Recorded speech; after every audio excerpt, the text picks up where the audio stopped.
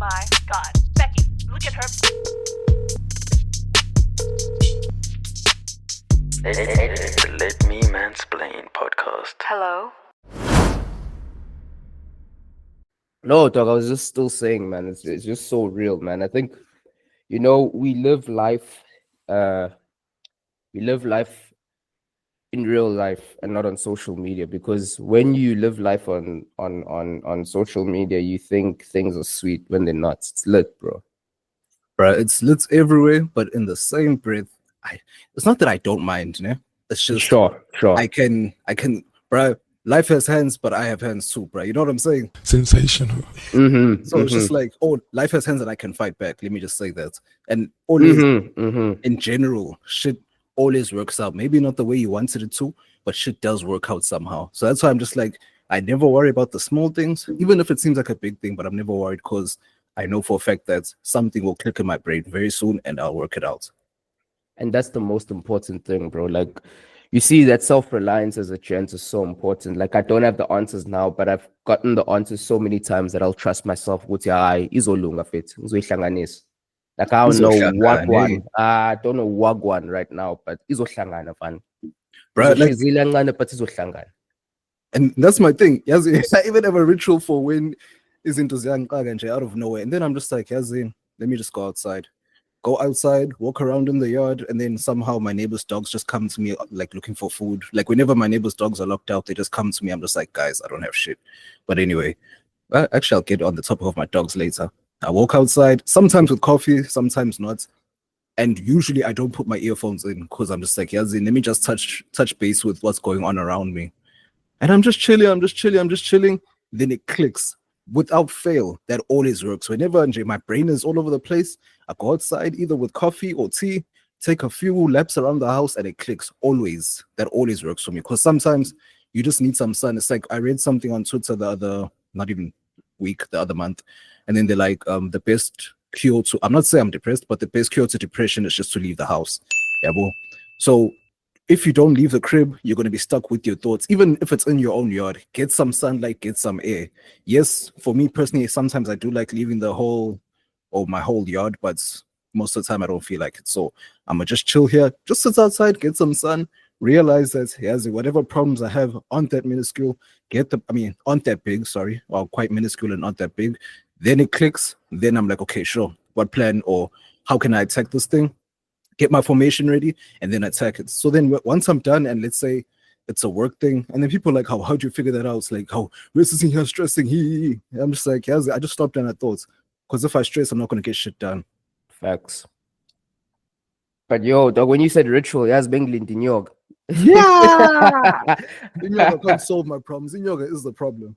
Nah, dog, that, wait, which Nyoga are we talking about? Inyoga Imali. Because whoa. No, that's what I'm saying, bro. If it gives me money either way, it's still gonna fuck me up in some way, shape, or form. There's no one that has a peaceful personal life when they my bed sweater, bro. No one has a peaceful. That's another thing, dog. That's another thing that niggas don't talk about. Niggas can't sleep. Niggas are having problems. People's kids are getting sick. Niggas' money is disappearing. Sonje, right? This is why family members start dying. The joints that when you don't give up a joint, or when you don't honor the sacrifice thing, now it starts choosing for itself who it's gonna take, bro. It gets wild. I wanna learn to, bro. So boy, and I hear the wildest of stories. If I'm it's lost number. I was actually thinking of it this morning. I'm like, no, or maybe the rumor Gamsele was the funniest thing to me. The one where they said allegedly, one where they said that his money disappeared at a specific spot in their area. They don't allow him to shop, him or his family to shop, because whenever they pay, the money disappears. So they don't allow them to shop at that spot. Allegedly. It's just a KZN rumor, you know, those type things. Yeah. I still wonder how that would work. Like, how would they even trace that? Because, say for example, Ukoku cared from cheat. Like, would he put the money, give it to the teller, cash, put it in the till, and then once he leaves in an hour, then that money's not there? obviously they're not gonna say, "Hey, Umselegu was here 2 hours ago, then the money's not here, so it's Umselegu." They're obviously going to suspect the cashier. If he's swiping, bro, there's no one. I highly doubt. I'm sure maybe at a franchise level, there's someone who's looking at the transactions in real time, Yes. whatever. And who But it comes from specifically. yeah, but it's not telling you like Umselegu what. It's gonna say your card number and whatsoever. Did this transaction, did that transaction, because it's not like you're sending an e-wallet where you're gonna have an identifier. You know what I'm saying? But at the same, no. Even right, if you swipe, that's an even bigger identifier. But here's my thing: it's like, okay, All right. you can check the records and then check surveillance. Who is always here at these times? Each time the money disappears, our books on balancing. When they check the surveillance and they look at that till, it's most likely always him or his family members. Also, like we talk as black people, so.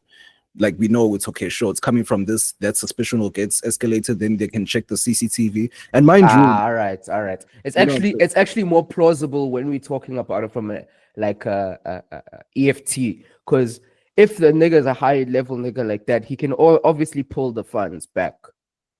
yeah, but no, me, I used to work in EFT, so I seen all the transactions. It can always be traced back. Once you've swiped or once you've tapped, it stays. There's no way, even if you withdraw or request your bank to do a chargeback, doesn't matter. It's still gonna be there.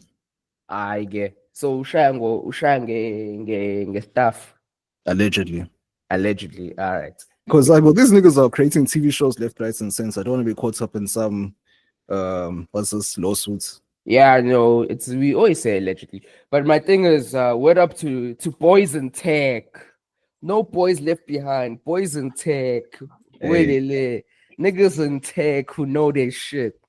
Bro, actually, let's start the show. Then I'll start off with something. Aibo, we hadn't started. Whatever. All right. No, man. Let's. Shit, I lost my train of thought. Pause. That's not a pause. It's not a pause. No, it's a pause. It's a pause because of what I was about to bring up. Vele, your intros are always a little gay. I left that space for the sound effects. I would have fucked you up with that one. You're gonna be surprised. But anyway, yeah. But no, man. Shit, yo, why is a nigga's mind going blank? No, okay. It doesn't matter. Wait. Let me cook your intro. All right, it's Fear Bavaria in your area. It's not even October, but shit has never seemed scarier. Yo, man. Yeah. I've overcooked that scarier one, hey? I need to come with new bars. I need to get a ghostwriter, dog. No, yeah. You know, we were actually, because I was playing our songs for other people, yes. And then I was with K.A.N.E. This was like a few weeks ago. And then when I heard your thickest Mariah, I'm always gonna carry her. I'm just like, that's your game bar. That's your game bar that you take everywhere. No matter what, you can build a verse around that's Mariah, thickest Mariah, I'm always gonna carry her. Yeah. I've heard you say that shit years ago when we were in like freaking high school or even varsity, and even still now you still use that bar. So that's your game bar. You build your verses. But we always gonna carry it, dog. And it carries, bro. It carries. It's there. It's like Neymar in the midfield. It's carries. Sensational. It's like the game, bro. Game was spitting the same fire freestyle everywhere. Niggas didn't catch on because social media wasn't really like that. Red rose, white ceiling, bro. Man's one got late. He's already dope. Yeah, no. I remember that joint. Man. But you know, as always, the man with all the charm, doing all the harm. Sensational game with all the arms.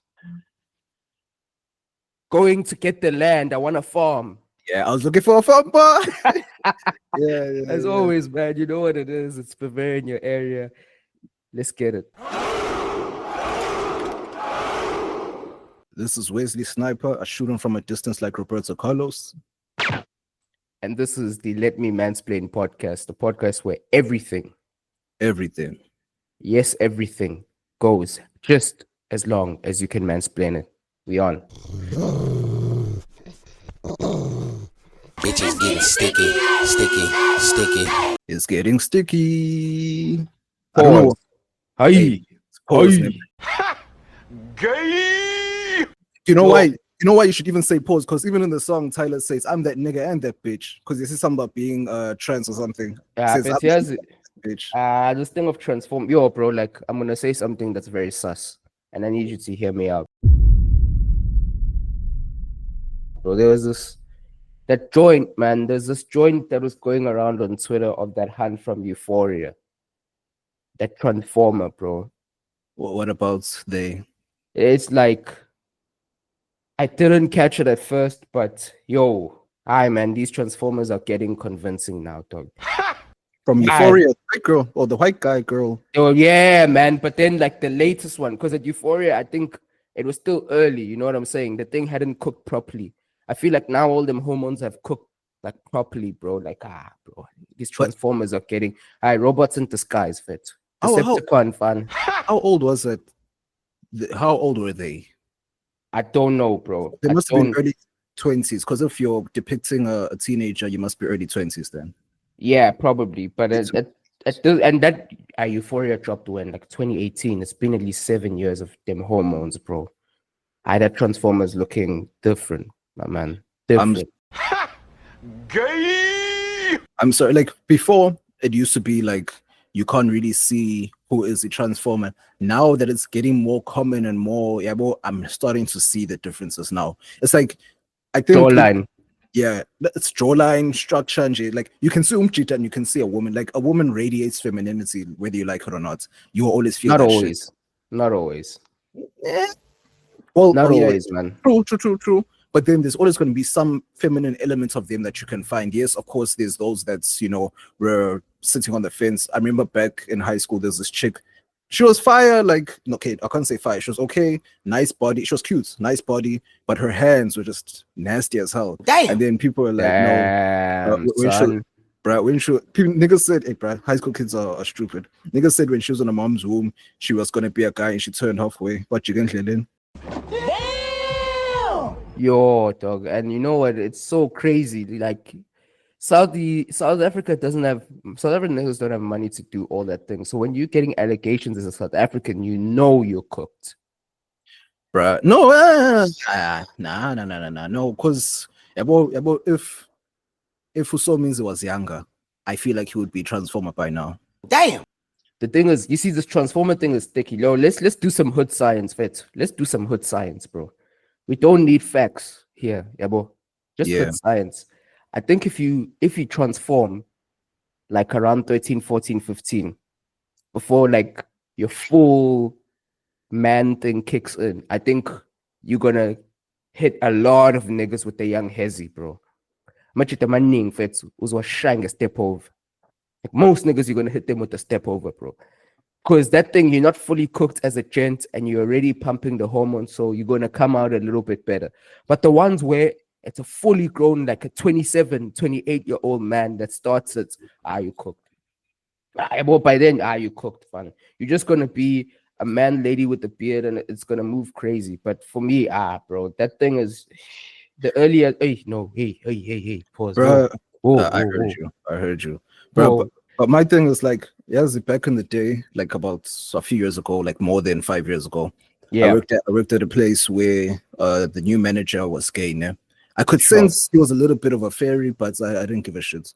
So when everyone started saying it, I'm like, it's okay, cool. So now I'm in the assets room, Jay. I'm just like, that's where I just go away from everyone else. Like, I just act like I'm doing shit. Because me, I always organize that shit. And then I'll kind of get on people's ass.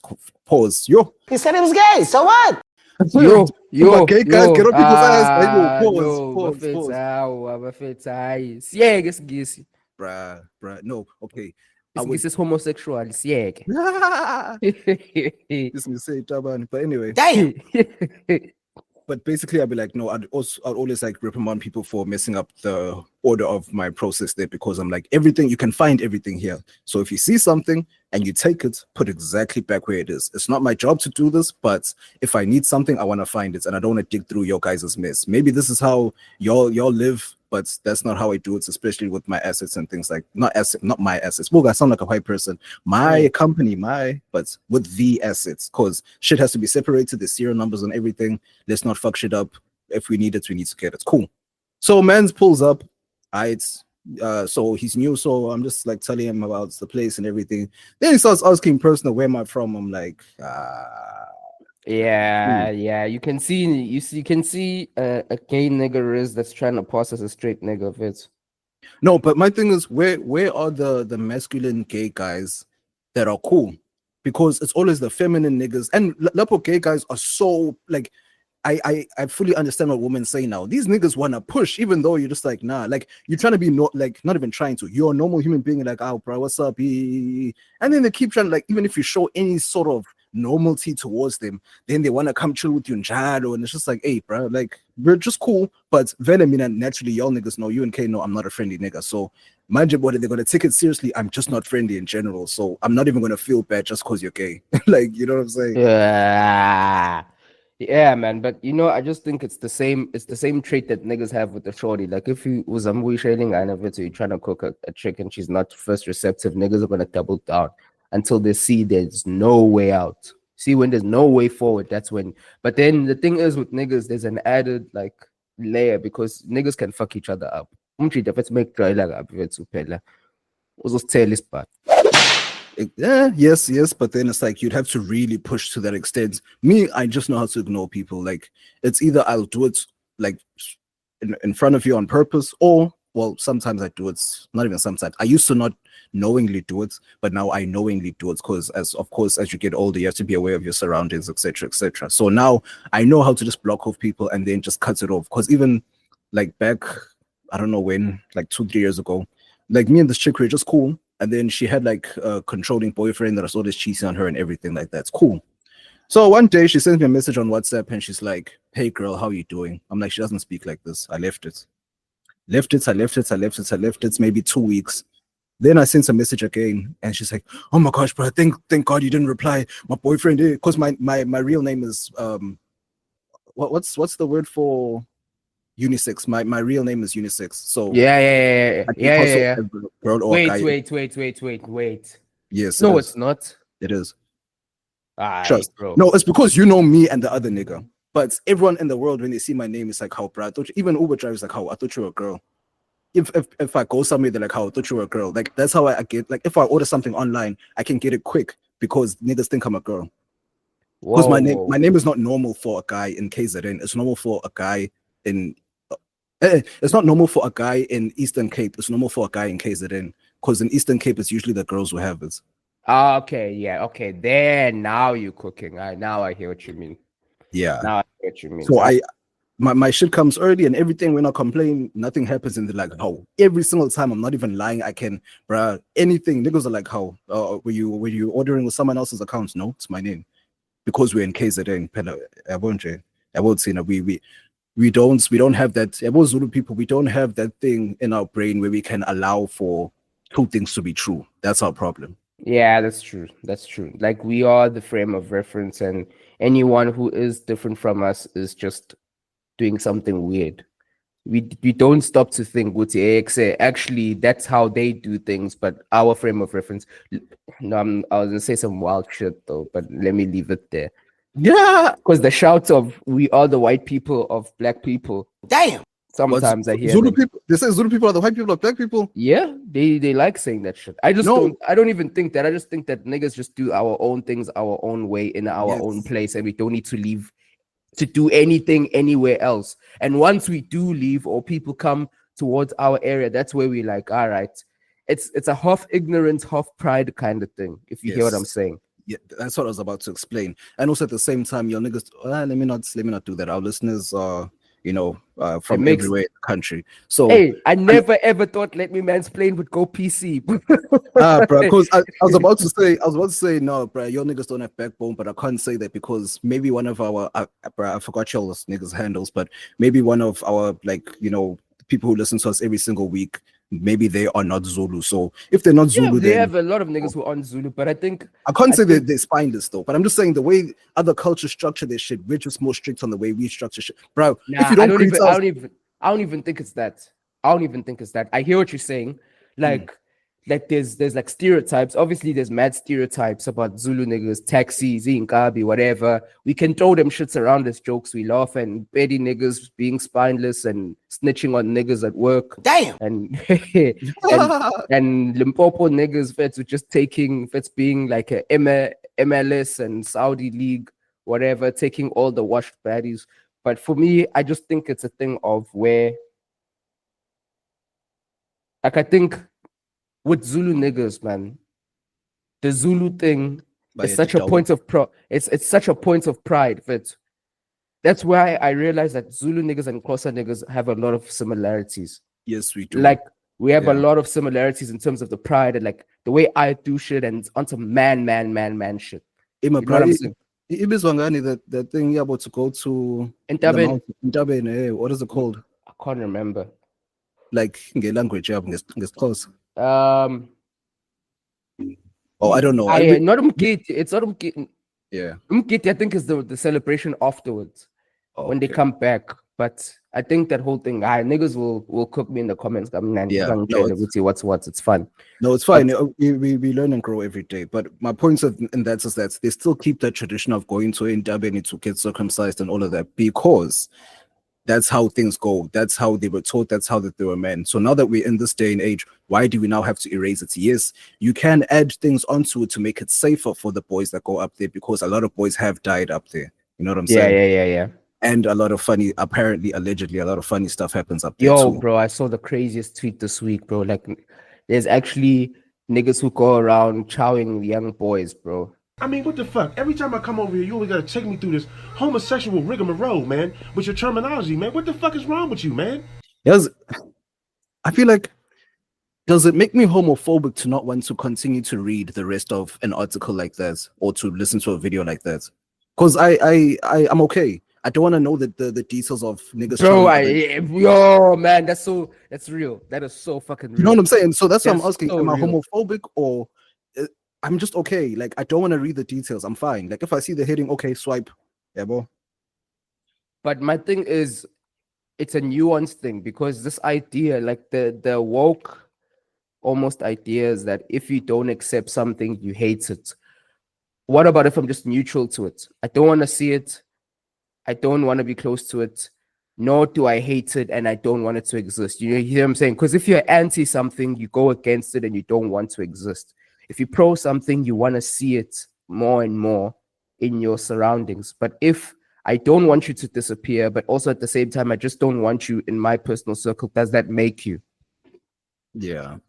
It's getting sticky. Bitches getting sticky. And bro, that is a terrible segue for what we're talking about, bro. Gay! Sensational. Yo, that's a terrible segue to what we're talking about. Sensational. But anyway. And it's ironic of us to say that because we make gay jokes. Damn near. Yeah, we make a lot of gay jokes. But that's the thing, it's a joke. But True. like J. Cole said, all good jokes contain true shit. Sensational. Hey, that's facts. But moving on to quote unquote celebrities. What was up with Uson and him being drunk and then Cassper Nyoviolist. I never said that. Nyoviolist. Bro. What did you call Nyoviolist or any? I think it's the thing from what's that album and Tuto, because there was like this thing with this put it on the lighters, and I think he was just doing that.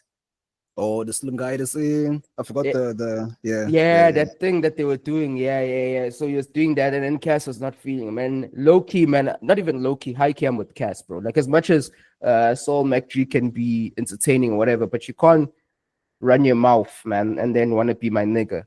But I'm also at the same time, my criticism is like, bro, if you drop some trash and we tell you it's trash, bro, like, why would you feel away? For me, it's not even that deep. I just look at it straight.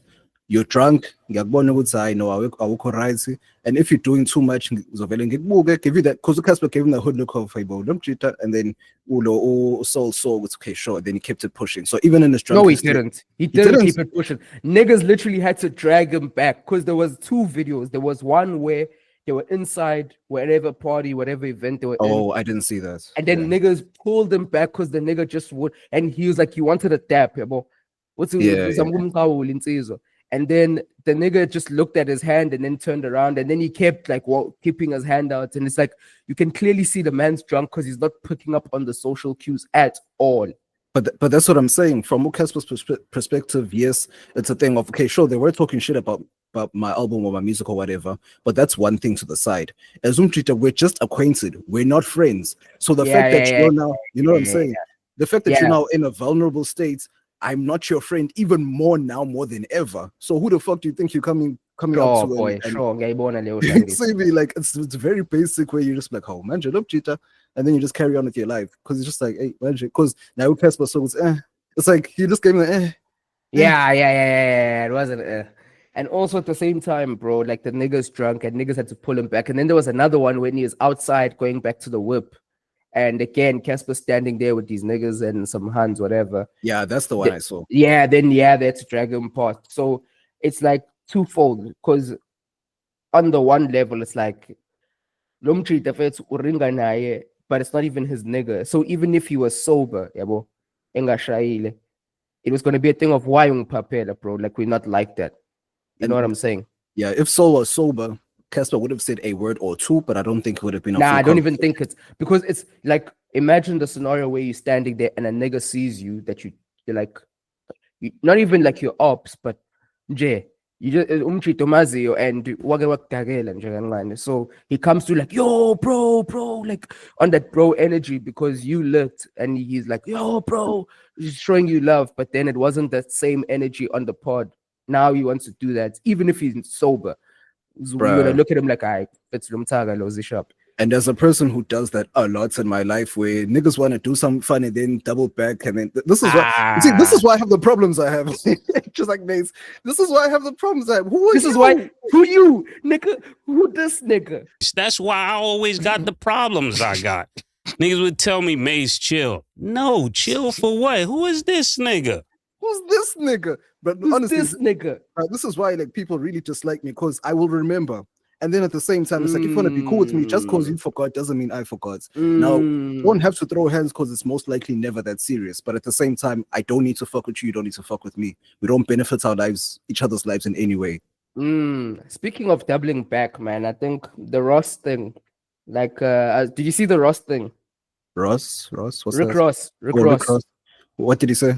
Rick Ross got on a podcast interview and he was talking about like, no, I didn't really have no problems with the homie Drake. It was just small stuff. Boom, boom, boom. Wah. You know, I'm open to, you know, piece it up and squash the beef if he sends me a white bottle of this, that, and the other. And I'm looking at this man sitting there acting like he's a boss in the situation where, first of all, he got smoked. Because one of the things we don't talk about, bro, is that Kendrick aside, okay, him and Kendrick's thing aside, that one is contentious. Niggas have different opinions. But everyone else that came at Drake got absolutely cooked. Absolutely cooked. Now it's looking diabolical because the money is drying up. Metro Booming did a 180. Everyone, Future, 180. ASAP didn't even drop the album. Now niggas at the Met Gala fit with baby hairs. Bro, like in terms of that situation, I feel Future, he never lets his discrepancies, not never, because only his discrepancies with women come out because women, they're messy as fuck. But in terms of him and niggas, like him disliking someone or anything, it will never come out. And also basically, I'm not American, but in Atlanta, they all have this code where it's like, when we have problems, we keep it behind the scenes. We don't go, especially if people from Atlanta have problems with each other. It's very rare that they bring it out into the public or anything. But even now with all these Atlanta artists busy throwing subliminals at Kendrick, because it's like, oh, look, baby, said it was it, bro. I don't know why this guy involved my name. Why'd you mention my name? For what? Like, I don't know you. You see what I'm saying? So it's just a thing of, I get Future where, and even Metro, in public, we're not going to talk about it. But in private, it's on. Yeah, bro. I get those two. Rose, it's the attention. You know, that nigga, bro. That nigga loves attention. Loves attention too much. So it's not necessarily him doubling back. It's just a thing of, I jumped in for the sake of jumping in and thinking that Drake is still going to forgive. Because Drake did forgive in the past with Meek and all those other things. Because Drake, so it's, it wasn't Meek necessarily. And also at the same time, he can't be mad at Nicki for sparking that thing. It's just that Drake, and he's the type of nigga that he is, so he went full send with Meek. But once he realized, Yeah, once you realize that it really wasn't that deep and Nicki pushed this thing, I fuck it. Not even Nicki, it was also DJ drama, Jay. They're just unnecessary drama that's just about women, essentially. Ah, bro, it's in his name, DJ Butt. DJ who? Exactly. Light skin Drama. niggas. Ah. Yeah, I forgot. No, that is Nah, some but you know what? light-skinned The Cape Town sun cooked me, so I don't think I count. I don't know, bro. Light skin niggas will never get dog. You just have to sit in the shade for a month or two and you'll be back to normal. I think I'm brown at most, bro. I don't think I'm a light skinned nigga. Every light skin niggas, even let's move on, bro.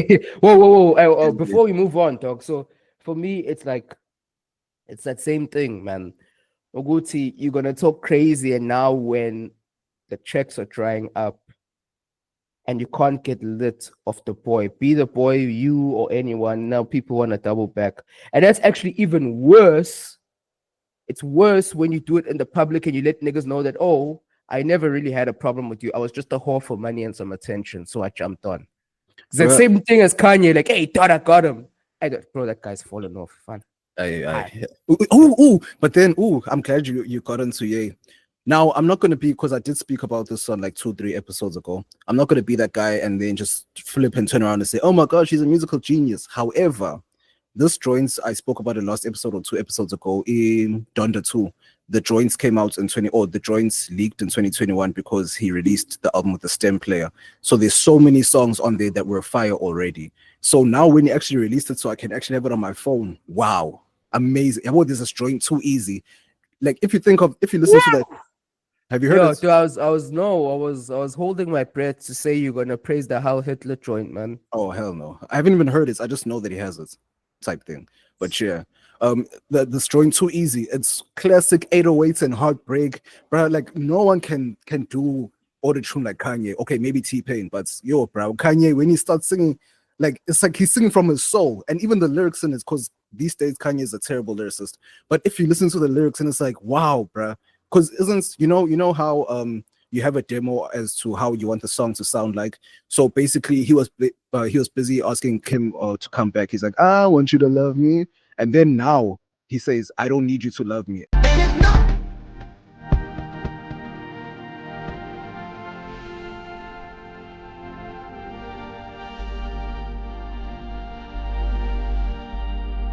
Fire, because that's what's going on. So if Kanye was saying, I feel like his music would be in that vein of, you know what, fuck it. I am a narcissist. I don't need to crash out over Kim anymore. I feel like if he was in his normal mind, that would be the case. But his Indaba has already done. It's done, dusted. There's no coming nigga back. Just needs to take his Lexapro, right? Akathathi imithi umtreat, akafuna ukuthatha imithi, bro.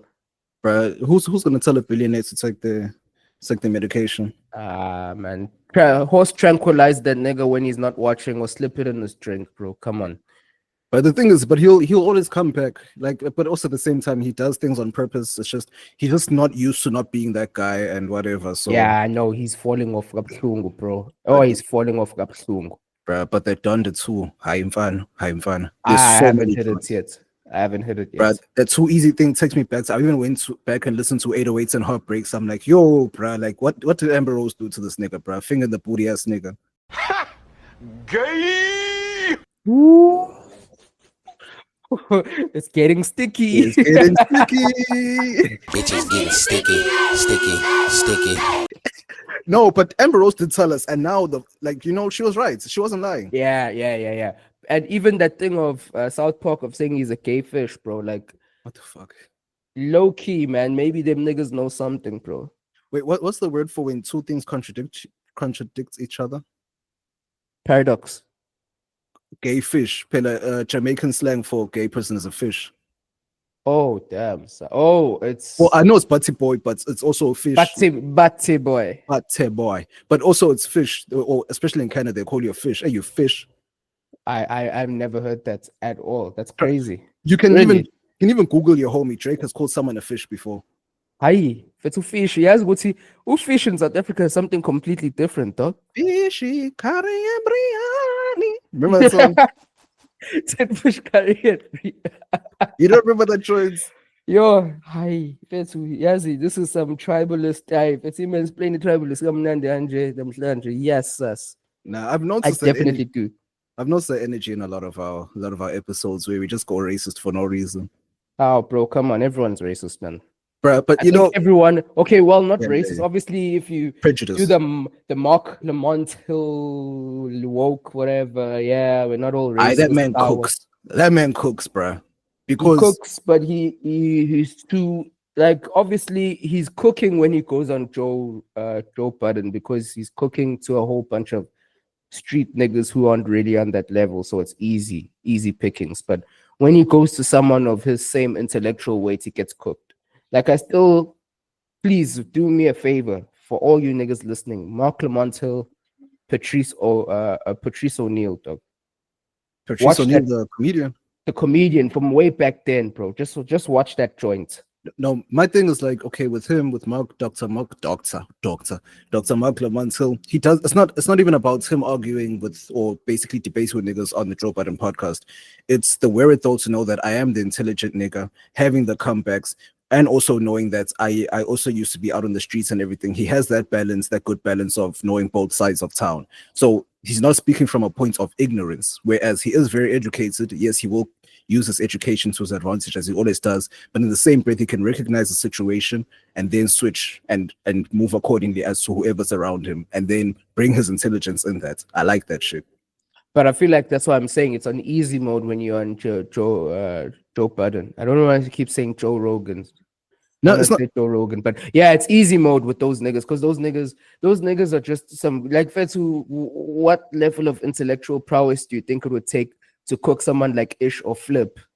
No, but that's what I'm saying. It's not about being intellectual on the Joe Budden podcast. There will be serious topics here and there, and that's what he's mainly there for. But it's just a thing of when it comes to what we listen to it for, Mans goes into depth about music, goes into depth about certain things, hits niggas with jokes. You know what I'm saying? Yeah. He throws shade at Zulu, Melissa Ford in a fun way where we know, okay, sure, now we are good on Jim. He's just playing around with her. It's just a thing of, and it's not malicious. Like he knows how to present what he wants to do, and he'll shapeshift into whatever room he's in, not because he's pretending, but it's because it's who he is. He knows both sides. He has family members on both sides of the law. So Jay, it's there's a lot of black people like that all over the world where they're mad intelligence and also grew up in the hood and also have this and because he was also in the streets back in his day, according to him. So there's always that balance. According to him, I like that reference. Nigga dropped the bibliography there. Exactly, according to him. Quoted source. Yo, bro, speaking about sauce, Fed. Speaking about sauce, the tastiest thing. Pause. It's getting sticky. It's getting sticky. Bitches getting sticky. The tastiest thing happened this week, bro. I know, Fetu, when it comes to how we do this pod, we always have the foreplay before we get to the real thing. Where's my lighter? I need the loud pack. Where's my lighter? boy, I hate watch 2 for 2 this week. Sensational. Oh, wow. I want you, Arsenal. Let's start off with Arsenal. Let's start with Arsenal. Because the game wasn't that entertaining. We all knew the results. First and yeah. The number one thing, bro. You need to drop that sound effect for that lighter, the flick. The wheezy big flick. Let me smoke this pack, man. First and foremost, those niggas, bro. I'm gonna start with Rice. And Caroline. You see, Aunt Caroline, that nigga. I remember when Arsenal fans were talking about that nigga and saying, Schweinsteiger, Cruz, Beckenbauer. He did way. Were they comparing? They said this nigga literally is Beckenbauer, and I'll share the tweet because I couldn't believe it. Arsenal fans are insane. Please. And this is why, like, even at Karafu, we're talking about this. We were like, please, Lord, we cannot have any Arsenal going to any cup final. Literally, the big four are in cup finals except for them. Yes, sir. Big English team. There are 2 London clubs. Tottenham Hotspur is in the Europa League final. Chelsea's in the Conference League final. Two London clubs are in concession to win cups. Them 0. And bro, I love how delicious it is because niggas are talking about Bukayo Saka, that nigga is as good as Robin. He's as good as Rodrigo. He's as good as this. He's as good as that. Man missed open goals, bro. Yeah, Osaka does that every now and again. But I just want to go back to the Rice thing, comparing to Cruz, 20 Cruz, bro. Whenever I used to watch, whenever I used to watch Bayern games, like back in the day, especially, there were only two names I heard: Tony Cruz and Thomas Muller. Thomas, whenever he scored, you know what I'm saying? Yeah. That's all I heard. And whenever I would watch Tony Cruz, that man would distribute. Like he'd see something and change mid, he'd change his mind mid, and then boom, suddenly the ball is on that side of the field. It's like, oh shit, and it reaches its intended targets. Pinpoint crossing, pinpoint passing, everything was on point with Tony Cruz. Or Declan Rice, he doesn't have that. Yes, in terms of at all. Not at Here all. and there. I wouldn't say It's at here all. and there. Yeah. It's here and there. He has the potential.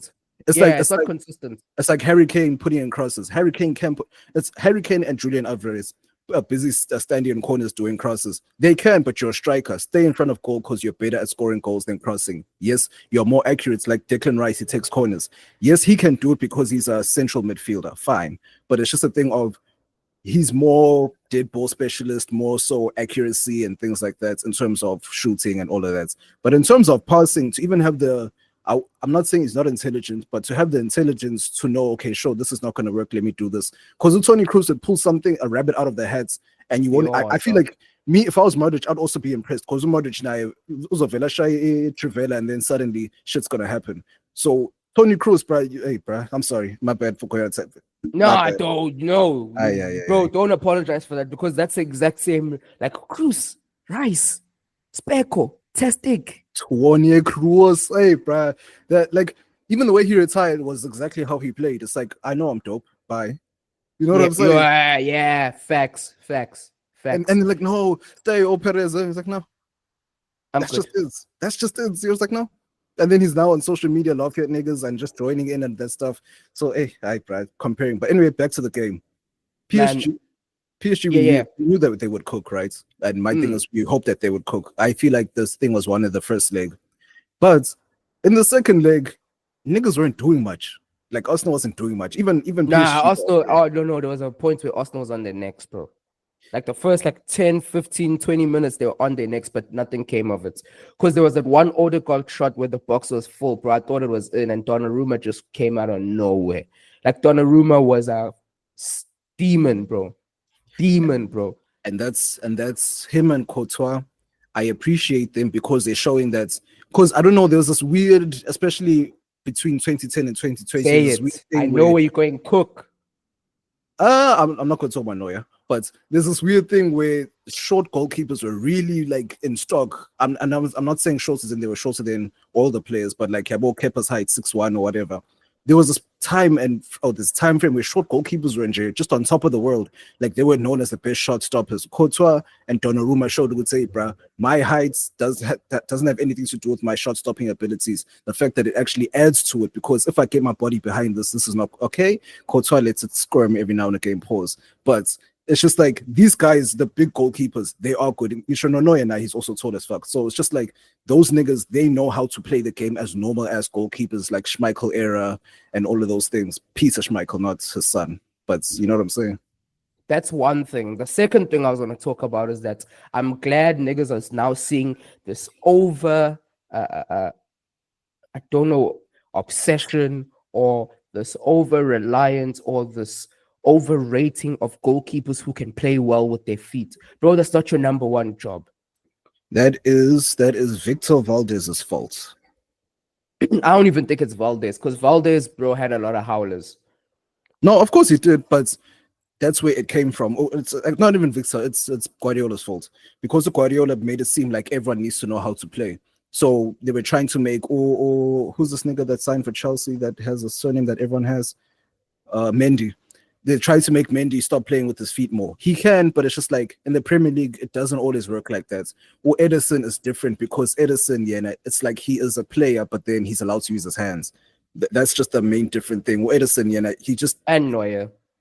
No, of course, Pele Neuer's another. I'm talking about the Premier League. Neuer's another. Yeah. Oh, that's a quote, Pele. That's another conversation. But yeah, I'm just saying, let's see, niggas like Ederson, they have that ability of I can even pass as a player if I want to, because he has the calmness. Maybe not today as much, but he always had that calmness of having the situational awareness. Where even Sillerson, is a Cassper or Jasper Sillerson? Yeah, Jesper Sillerson. Yeah. From Ajax and Barca and all of that. Yes, he also had that calmness of having a situational awareness. Even my sister pointed it out, like, how, why is this guy so calm and everyone's attacking? Suddenly he saves it. Because niggas know, okay, sure, this is happening here, this is happening here, this is happening here. Calculate quick, and this is where I can block it off. That's fine. But this glorification of niggas playing with their feet, fuck it. Shot stopping is where it is now. Bro, and the thing is, it's gotten to a point now where niggas prioritize the playing with the feet rather than the shot stopping. Like, look at Onana, bro. Look at Edison, bro. Look at, like, for me, Alisson is a good balance. He's not the best nigga at his feet, but he's decent enough. He can distribute, he can pass. Man has a couple of assists with Liverpool. He's cooked. But when it comes to the shot stopping, like keeping the ball out of the net, which is your number one job, nigga's nice. Look at, bro, Donnarumma, bro. Oh my God, Donnarumma. The way Donnarumma has played with Saka. Pause. Gay. Bro, man started with him, bro. He started with him way back then with the Euros, bro, in 2021, bro. Man was in Saka's head, bro. He was on his head, bro. He was everywhere around. It's getting sticky. It's getting sticky. Bitches getting sticky. Man, Donnarumma is all up on that man, bro. Man couldn't. He blocked him, bro. Man's like, he had a mental block, but he was cut off. The Bluetooth was off. The Wi-Fi was off. Man fumbled. The man had a terrible game. Italy took it. Yeah. This time, bro, it's too disgusting. I don't know how many times Saka tried to do a top bins. It's a curler top bins. It's Donnarumma just swats it away like a no man's business. And how could he swat it? His height. That's niggas look like Courtois like he's a god. Like, hey, bro, Courtois' height helps him a lot, and that's where I say Donnarumma's height helps him a lot too. Yeah. Yes, because okay, maybe Alisson was the only one that was unlucky, but back in I forgot which year it was, but because it was Messi, I'll give him that the part. free kick. Yeah, that free kick was disgusting. But wait, we'll come back to that. Let's go back. Let's go back to Arsenal. I want us to focus on Arsenal because yes, Donnarumma saved. Yes, PSG, they played okay. Like Barcola, I'm tired of that nigga, bro. Those niggas were wasteful and they made the hate watch uncomfortable. Yes. Like I like a comfortable hate watch where you know, these niggas are going out. But bro, when you just watch them play, like, these niggas are about to fuck this up. Especially when that penalty came, I'm like, boy, there it is, boy, the hate watch. And then that nigga fits way. What's up with niggas missing penalties these days? Bro, it's that run up. Niggas are trying to look too nonchalant. They're trying to look too cool. And what did I say? Niggas need to stop that. Because now even goalkeepers are clocking them. That's what I'm saying. Niggas need to stop that, get back to the basics. Upama Yena, yesterday he was mad lucky that he scored that. You know what I'm saying, Sonjay? Penalties are messed up. But anyway, back to that match, bro. Arsenal, even I don't know if you saw post game where the reporter was busy asking Arteta questions. Yes, sir. Oh, yes. We were the best team. Oh, you lost twice. You're the best team. It's like, man of the match was the goalkeeper in both games, so that's how it tells the story. No. Actually, the man of the match. Who did say? Oh, there's Hakimi. Like, okay. To Hakimi. Yeah, it's like, it's actually Hakimi. It's like, okay, yeah, whatever. But yeah. The bench said we are the best. It's like, who on the bench said that? The bench said who? All of them. Oh, all of them. Okay, bro, you can see that hand. I think I know that hand. She's an Arsenal fan, bro. She's sick of that nigga. Sick of these niggas. Sick of that nigga. And that nigga Fetu, he moves like Mourinho with no trophies, bro. Damn. Exactly. What an unlikable nigga. Fetu. Jose is a somewhat unlikable nigga, but he's also a somewhat funny nigga and a somewhat iconic nigga and a monumental nigga. Jose has Mourinho that will die for him. We were riding for him when he said the other I don't know what game he was playing in Turkey, and then he's like, oh no, that bench was just jumping up and down like monkeys, and then niggas tried to paint him as racist. Every black person said, whoa, riding for Mourinho. Whoa. All the black Chelsea players said, whoa. Nope. Every black person in the football community, bro. If I had to tell, I'm sure my dad didn't know that happened. If I had to tell him that, he'd be like, hey, bro, Mourinho, like he would never even believe it, because we appreciate his honesty and we appreciate, okay, sure, he backed it up, maybe not today, but he's done magical things with certain players and clubs that should have never been done. Bro, how do you win a Champions League with Porto? Porto. But no Penny McCarthy. Too. Bro.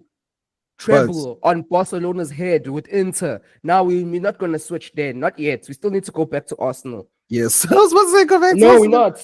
No. Because with Arteta, bro, who does this nigga think he is? And Haaland, bro, and Haaland said to stay humble. Bro. Stay humble, eh? And the Arsenal fans are talking up. And bro, the greatest quotes, like, why argue with an Arsenal fan when you can just wait? Sensational. Bro, just wait. It's going to happen already. Like, these niggas, it's like, and it's crazy. We've been watching ball for a long time, right?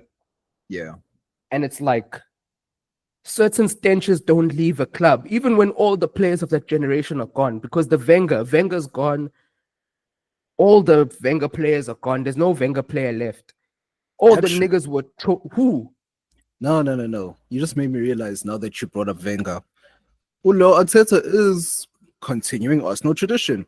It's always been good, but not good enough. Damn.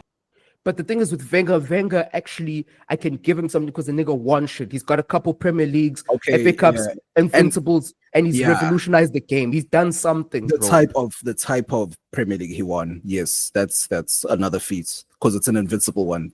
Even Shabby Alonso, he will always go down in history as an invincible in the Bundesliga. Exactly. So for me, man, that's fire things. But Arteta, he won his only trophy off of the back of the squad that my man that's at Villa. What's his name? Emery. Oh, Mr. Europa League. Good evening. he won the FA Cup off of the squad that Emery built. This was that against Chelsea? At the FA Cup, I think so. Yeah, was it 2021 or 2021, I think. Yeah, there was a time when Chelsea was in every cup final and lost all of them. So I think it was one of those.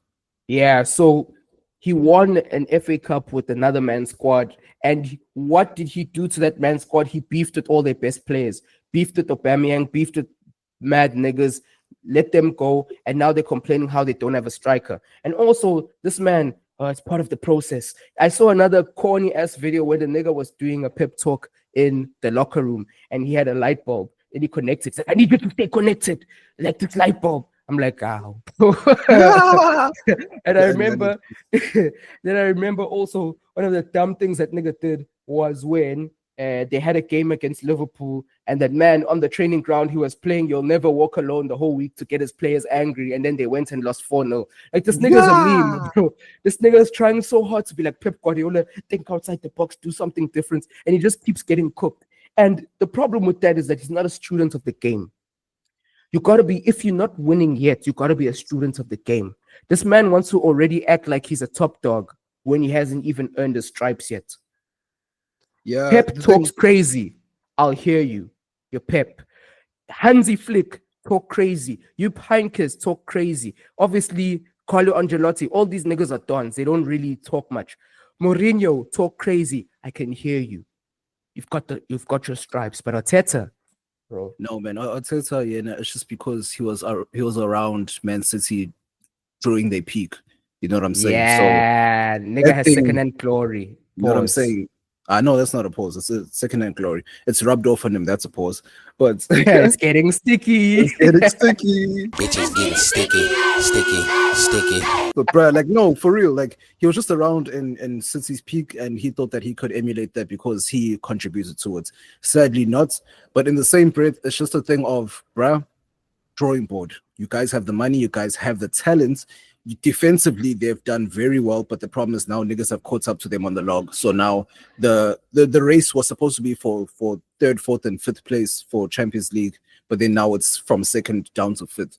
So then now it's like, okay, you actually opened that up because your niggas did do well defensively, and your dark arts didn't work that long actually. Like, niggas clocked you very quick with the corners and the throw-ins and all the bullshit that they were doing in this tie where they were just kept trying to put it in the box. And it's like, bro, the dark arts don't work on everyone. Like PSG, I like them because they play as a team, but they're not the best team. But because they all linked together, they took out the biggest egos, and suddenly shit is working for them. You know what I'm saying? Bacola is a fuck up, man. Okay, no, he's not a fuck up. He's a No, top player. He's a really good talent. Yeah. But the nigga missed chances, bro. He made my hate watch so uncomfortable, bro. Like, And- there's that moment where I'm like, are these niggas gonna do the bossa thing again? Are they gonna let it slip through their fingers, bro? Are they gonna let it? No, but that's what I'm saying. Like, that's the same discussion I had with my dad. I'm just like, oh no, that's the same thing that my dad said. He's like, this is why they won't win, because as much as they play well together, but Sanjay decisiveness, Inter has that sharpness. Lautaro is disgusting. Dumfries, all those niggas in that team, those niggas have a different kind of hunger and sharpness. It's like, bro, Inter Milan is J. Cole. They're both the way that. Before you get to Inter, I still need to cook Arsenal a little bit. Wait. Another thing that I'm very happy about Arteta with this, bro, he's brought back the Arsenal fan TV we know and love, bro. Like the generational crash outs and head losses I've been seeing. Like, bro, man. I haven't seen such a head loss since like the Bayern one. Bro, that 10-2. Bro, those head losses were amazing. Bro, but Arsenal TV is like, you had to have been there, especially in the 2015, 2014 times. Oh my gosh. Those niggas would just crash out for this. Oh man. And the thing is, we all don't fuck with them. We all don't fuck with Arsenal. We don't. And mind you, Arsenal fans are niggas that supported Arsenal in 04, 05 as children. Yeah, Henry. They followed Henry. But who would like supports Arsenal now? There's now City for you to support. I also don't expect anyone to support Chelsea either way. But now there's Liverpool. Nah, man, come on, bro. You niggas just did a Champions League not so long ago. Yeah, it was just 4 years ago. 4 years ago, but we fucked up so many finals. That season with Lampard, we could have cleaned house everywhere. Yeah, you could have. But either way, niggas have a chance to clean the whole of football. But wait. No, I'm not getting there. Continue cooking. No. I'm saying wasn't Lampard, wasn't it Tuchel that did the Champions League? No, Tuchel took over in Jan, but I'm saying Lampard was in so many different finals. Okay, I hear you. No, man, but like that's one thing they both look. I watched grown men, men in their late 30s, mid 40s, crying, tears. That Jamaican nigga, there's this Jamaican nigga on Arsenal fan TV. I'm seeing his videos everywhere on Twitter, man. He's crying tears, bro. Niggas really thought, like seeing them at the beginning of the season, after the few seasons where they've come in second and almost won the league, whatever, and they're talking big game like we're going for the Champions League, FA Cup, everything. They got cooked by Newcastle, bro. Newcastle haven't seen a trophy in like 60 years. Cooked by Newcastle, bro. I'm happy at that. I'm happy about that. I'm so happy because I also hate watch that. Because weren't Newcastle in the final last year too, and then fucked up against United, I think. Yeah, something like that. Exactly. So yeah, I'm glad they got the vengeance. The fact that they got 0-0 and Arsenal niggas are trolling Chelsea niggas and United niggas because where they are in the log, but both of those niggas have a solid chance at silverware. Bro, Tottenham might even win some silverware before Arsenal do. That's crazy, bro. And another thing, Arteta's been there for 7 years. Yeah. 7, dog. No trophies. Bro. Or maybe one FA Cup or something. FA Cup and Community Shield. Yeah. Spent like 700. Yeah. 700. Look at the last 7 years. Chelsea's are the highest spenders with over $1 billion. And look at what we've won. We've won Champions League, Super Cup, Club World Cup. And that's about it, I think, because leagues we haven't won in the 2020s, FA Cups, we're not the kings of the FA Cup anymore.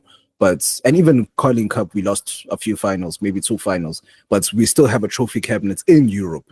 But to be fair, that Billy, you haven't done anything since the Billy spend, because all of what you're mentioning was before the Bowley and all them niggas came in, because before then, you niggas were still cooking. Abramovich was in the seat, you niggas were still cooking. But after that billion, you niggas have been looking shaky, man. No, man, that was the time of the transfer ban. And then we had to bring Mount and Reece James and all these niggas up from the youth. And then suddenly shit started clicking because we couldn't buy.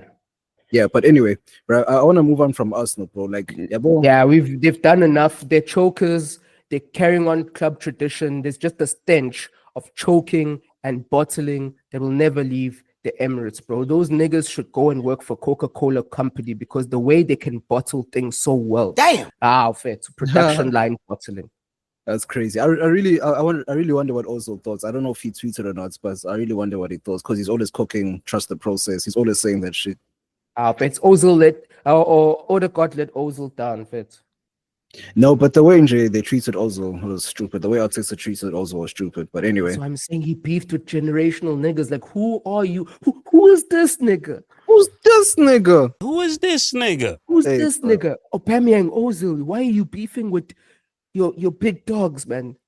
But anyway, now let's move to the real tasty. See, this is one of the greatest hate watchers. One of the great. This one, my man, But my man. yes. Yes, I understand everyone putting it under the category of hate watch. However, yazi, bro, Barcelona bafethu, that was beautiful, bro. Like even Thierry Henry said, "Hey guys, thank you for these 2 legs. Beautiful football, end-to-end stuff, exciting." Sensational stuff. But Sensational stuff. what I love about that tie, especially the second leg, Inter is no push around, is no joke. It's like Atletico Madrid that can actually play well. And fight back, because once the comeback was on, I thought they were bottling it, but niggas fought back, bro. Bro, I that's what those I'm old saying. Matalas, bro. I enters the squad of Grootman, boy, the good fellas. Bro, but that's what I'm saying. Let's see, these niggas, bro, they have that. Yes, they have that Atletico Madrid physicality, but they can play better than them. Like they have, I don't know. Cosmo Martinez is a sniper. Either way, it is what it is. But the rest of their team is someone's the goalkeeper now. Yeah, Underrated. We've underrated. watched this member for a number of years. He's been doing his thing. He's not at Inter for a mistake as a mistake. He's always been doing his thing. It's just that I remember And he's listening. tormented us for years, bro. When he was at Mönchengladbach, tormented us for years, bro. Exactly. It's just maybe wrong club, wrong time. And also Italian teams don't do well in Europe, so we don't necessarily see them a lot. But True. man stepped up when they needed him. The whole team stepped up. It was football. But however, Lamine Yamal, I am fan of that boy special. I really believe. Okay, I'm not going to switch over the talk to what I want to say, but because I also want to just mention that we just mentioned that niggas are in finals, but it's just Lamine, boy. I like He's for me. nice. For me, Nice. it takes a while for me to actually like young potential players with potential. Yeah, because it's Because always flash and bang, like in and out too many times. I have PTSD Pause. from Pato. Pause. I have PTSD from Alexandra Pato. I have PTSD from El Sharawi. You know what I'm saying, Jay? There's just the PTSD. No, from but Götze was good for like 4 years. I don't think he was he actually he hit his potential in parts, but he never sustained it. No, yeah, that's the thing. You added him in a conversation that wasn't necessarily for him. Maybe you can put him in Hazard just conversation because you did well and then fell off type thing. So it's just the thing of, okay, maybe Hazard's even more legendary than him, but that's another story. He is Yeah. definitely. But anyway, I just like the way, hey, bro, this kid can fucking play. The intelligence, the skill level, and Confidence. What's that? Confidence, bro. Confidence, yes. And it's not it's not arrogance, it's confidence, because he minds his business, that boy. He just does him, and then all the time. Nah, like off the pitch, he's arrogant, but yeah, he's an arrogant kid, which you have to be great at that level. Yeah.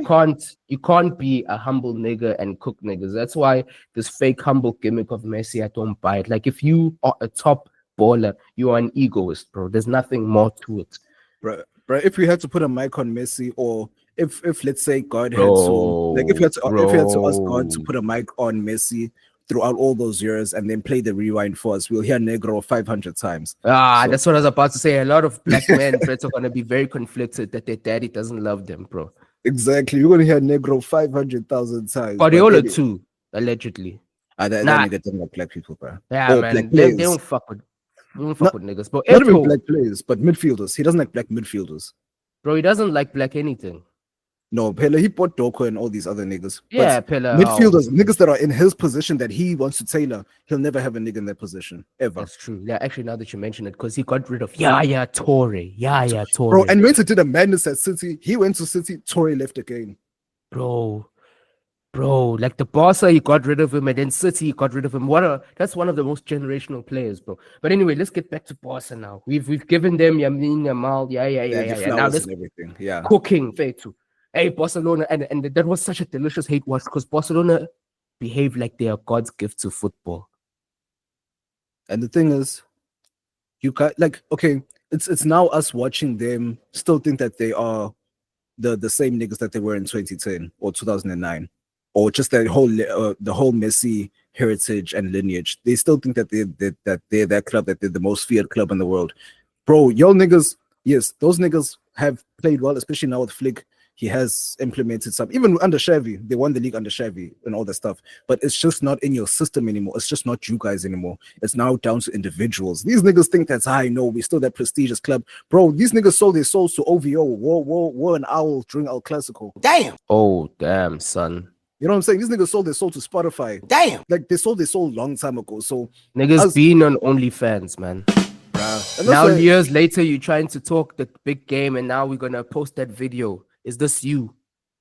Bro, and here's my problem with discussing these things with football fans. Is because they would want to now argue intricacies in terms of, okay, we're like, let's say I support Atletico Madrid, and then I'm talking to a Barca fan. It's like, oh, but then we're above you on the log. I'm like, that doesn't matter because you didn't win shit. So we're gonna cook you either way. Niggas got clocked. Oh no, niggas clocked Madrid because Madrid, I don't know what the fuck's going on. Yeah, so least... we know. But just to get back to the Barca thing of what you're saying is that niggas really looked at the Messi era and their golden era and they think shit's still sweet. And the biggest telltale sign of how Barcelona fans are so delusional is when they keep talking about Spanish dominance in Europe, bro. That's Madrid dominance in Europe or Sevilla, one of the two. But that Spanish dominance has nothing to do with you. Niggas are acting like that nigga when it's a group project, a group assignment. Nigga doesn't show up, doesn't do anything. He just comes in to put his name on the assignments at the end to say, yeah, we did this shit as Spanish niggas. Bro, the last time those niggas saw a final was 10 years ago, a decade. Champions League final. Bro, and they're going to talk about Spanish dominance in Europe. One Champions League.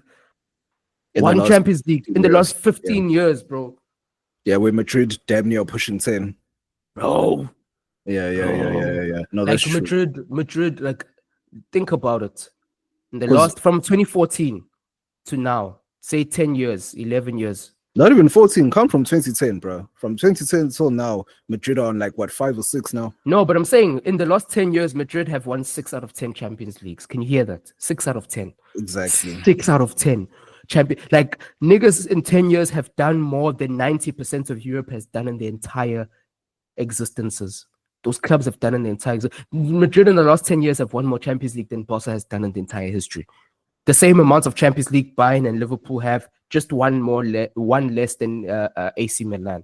Bro, Barcelona, bro, they need to pipe down. They're not those niggas, man. And what I hate about Barcelona is the same thing I hate about Arsenal. Though. Niggas are not humble. Niggas don't know where they are. Niggas talk like they're the kings of this shit. They talk like, whoa, we the big niggas. Nah. Actually, you little homies. You look who the fuck's this nigga? Their dominance, actually, they kind of writes about Spanish dominance, but it's only in Spain. Yes, sir. That's the thing. Because it's just like, okay, sure, you can understand that y'all are contenders in Spain, but when you go compete against other European teams, the sources. Bayern Munich, start there. Let's start with Bayern Munich, bro. Bayern Munich have done them a faulty thing, bro. Why? Bro, like the past 10 years, like those men, our little man. Oh, yeah. Because cricket scores, bro. And also, it's the end of that era where Bayern was madly aggressive and just knocking niggas out the park for no reason. That era is also over, but it's not like y'all niggas are losing or something. But it's just like, I get that because that's what I'm saying. I say that to say because Bayern was just Bayern. You know what I'm saying? It's not because Bayern had Barca's number the whole time. You know? Bro. No, but like I get, yes, it is true. Both of these things are true. It's just that Bayern was Bayern back then. Like we smack around everyone except for probably Madrid caused us problems. I'm not gonna lie, man. Those niggas caused us problems. Who else? Yeah, no one else really. Because Arsenal caught hands. We gave Arsenal hands. Tottenham caught hands. Actually, no, you're right. A lot of niggas caught hands. We were just dishing out hands. That's what I'm saying. See, like you'll had the ruthlessness that I like about teams. Maybe the early Man City days also had that ruthlessness of we're gonna just go and kill this game now while we can, and add on top of that just to embarrass you. I used to love that shit. People don't do that anymore. I think Flick, once he gets his defense down packed, it's gonna be monstrous. It's not gonna happen though. He doesn't do that. We can defense. Right, like Mourinho, you can't even tell what Mourinho's tactics are anymore. The way he's changed so many times. Yeah, but that's Mourinho. Those are changing niggas. Flick is a German nigga. He does things by the book, by his book. Live by the sword, die by the sword. But let's get back to the hatred, bro. The hatred is very important. That's what drives me. I thrive on negativity, bro. Like, the moments where Rafinha scored the third goal and they thought shit was sweet. And then Acherbi, my boy, whoa, lolo. When a defender dunks on you, whoa, lolo. Bro, the fact that Barca was getting cooked by defenders, Dumfries on one side, whoa, lolo. Whoa, boy. Dumfries, bro. He would just pop up at the right place at the right time, in all honesty. But I just love the way Inter did them. It's also just to silence them because they were just talking a bit too much. But I also think that we've also been harping on the Champions League a lot. But in the same breath, what that tie told me, I would go out on a ledge and say Lamine Yamal should win the Ballon d'Or. I've said never, boy, never. I'm gonna pull out unless PSG win the treble. Unless PSG win the treble, then Dembele's gonna get it. Boy. Who's supposed to win it? Never, Rafinha. No. I'll throw in Salah's hat. I'll throw in Kane's hat. I'll throw in Osman Dembele's hat. They're not gonna give it to Harry Kane. It's not gonna happen. Like I don't know what Shell did to UEFA. I really don't know. I don't know either. But anyway, man, this whole topic of hate watching brings me to this week's top 5. Top five. And on this week's top 5, I want us to discuss our top 5 best hate watch matches ever. Sensational. Oh man, I have to really think about this. So I'm gonna start with number 5. Yeah. One of my most brilliant hate watches ever was Ajax Madrid 4-1.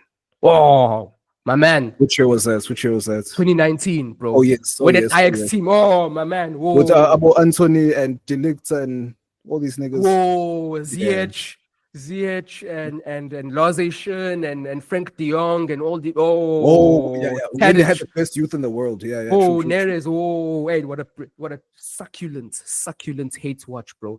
Like Madrid just came off of that repeat. Niggas were talking crazy. They just robbed Bayern Munich of another final again with the ref. Hey, they were talking, oh, Europe this, boy, Ajax came and slapped them up. And the craziest thing, bro, that free kick, I still remember Courtois, bro, floundering around. A free kick from like damn near corner flag, man. Lazation curled it, top corner. Couldn't believe it. Then now, Tadic Fetu is dropping Modric, doing Zidane spins everywhere. Yeah. Boy. Whoa, he's doing his samba. There's Neres also doing his samba, boy, doing that thing, legs behind the ball. Oh, Sharma back heels. Niggas are not just beating Madrid, they're doing it with style. Fits. Remember Shanga, Kasi flavor. Cook Madrid. Madrid. So good. It was delicious. That's number 5. Number 4, I think number 4 I will put. And wait. Before I continue with this list, what would constitute a hate watch? Can your team be part of it? Because yes. If your team can be part of it, because I would constitute a hate watch as watching a game where you have no stakes just to see the other team lose. But I think we can extend it to say, yes, we won, but watching you lose was even sweeter than watching us win. And okay, no. That kind of eliminates the hate watch shit. Yeah, okay, yeah. All right. Yeah. So you can't bring it up. All right. So not hate watch for me personally. Actually, no. Actually, you know what? You're right. You know what? Because it's not a hate watch for me, but for other niggas. Other niggas was true. See the 8-2 of Barcelona.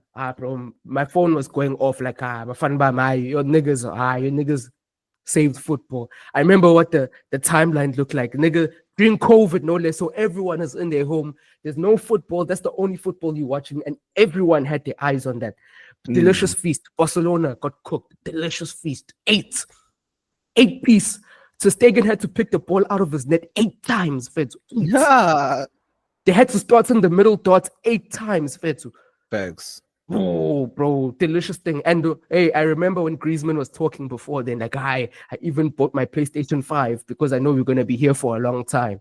Arturo Vidal, no, this is not Bundesliga, Farmers League. Ooh, 8.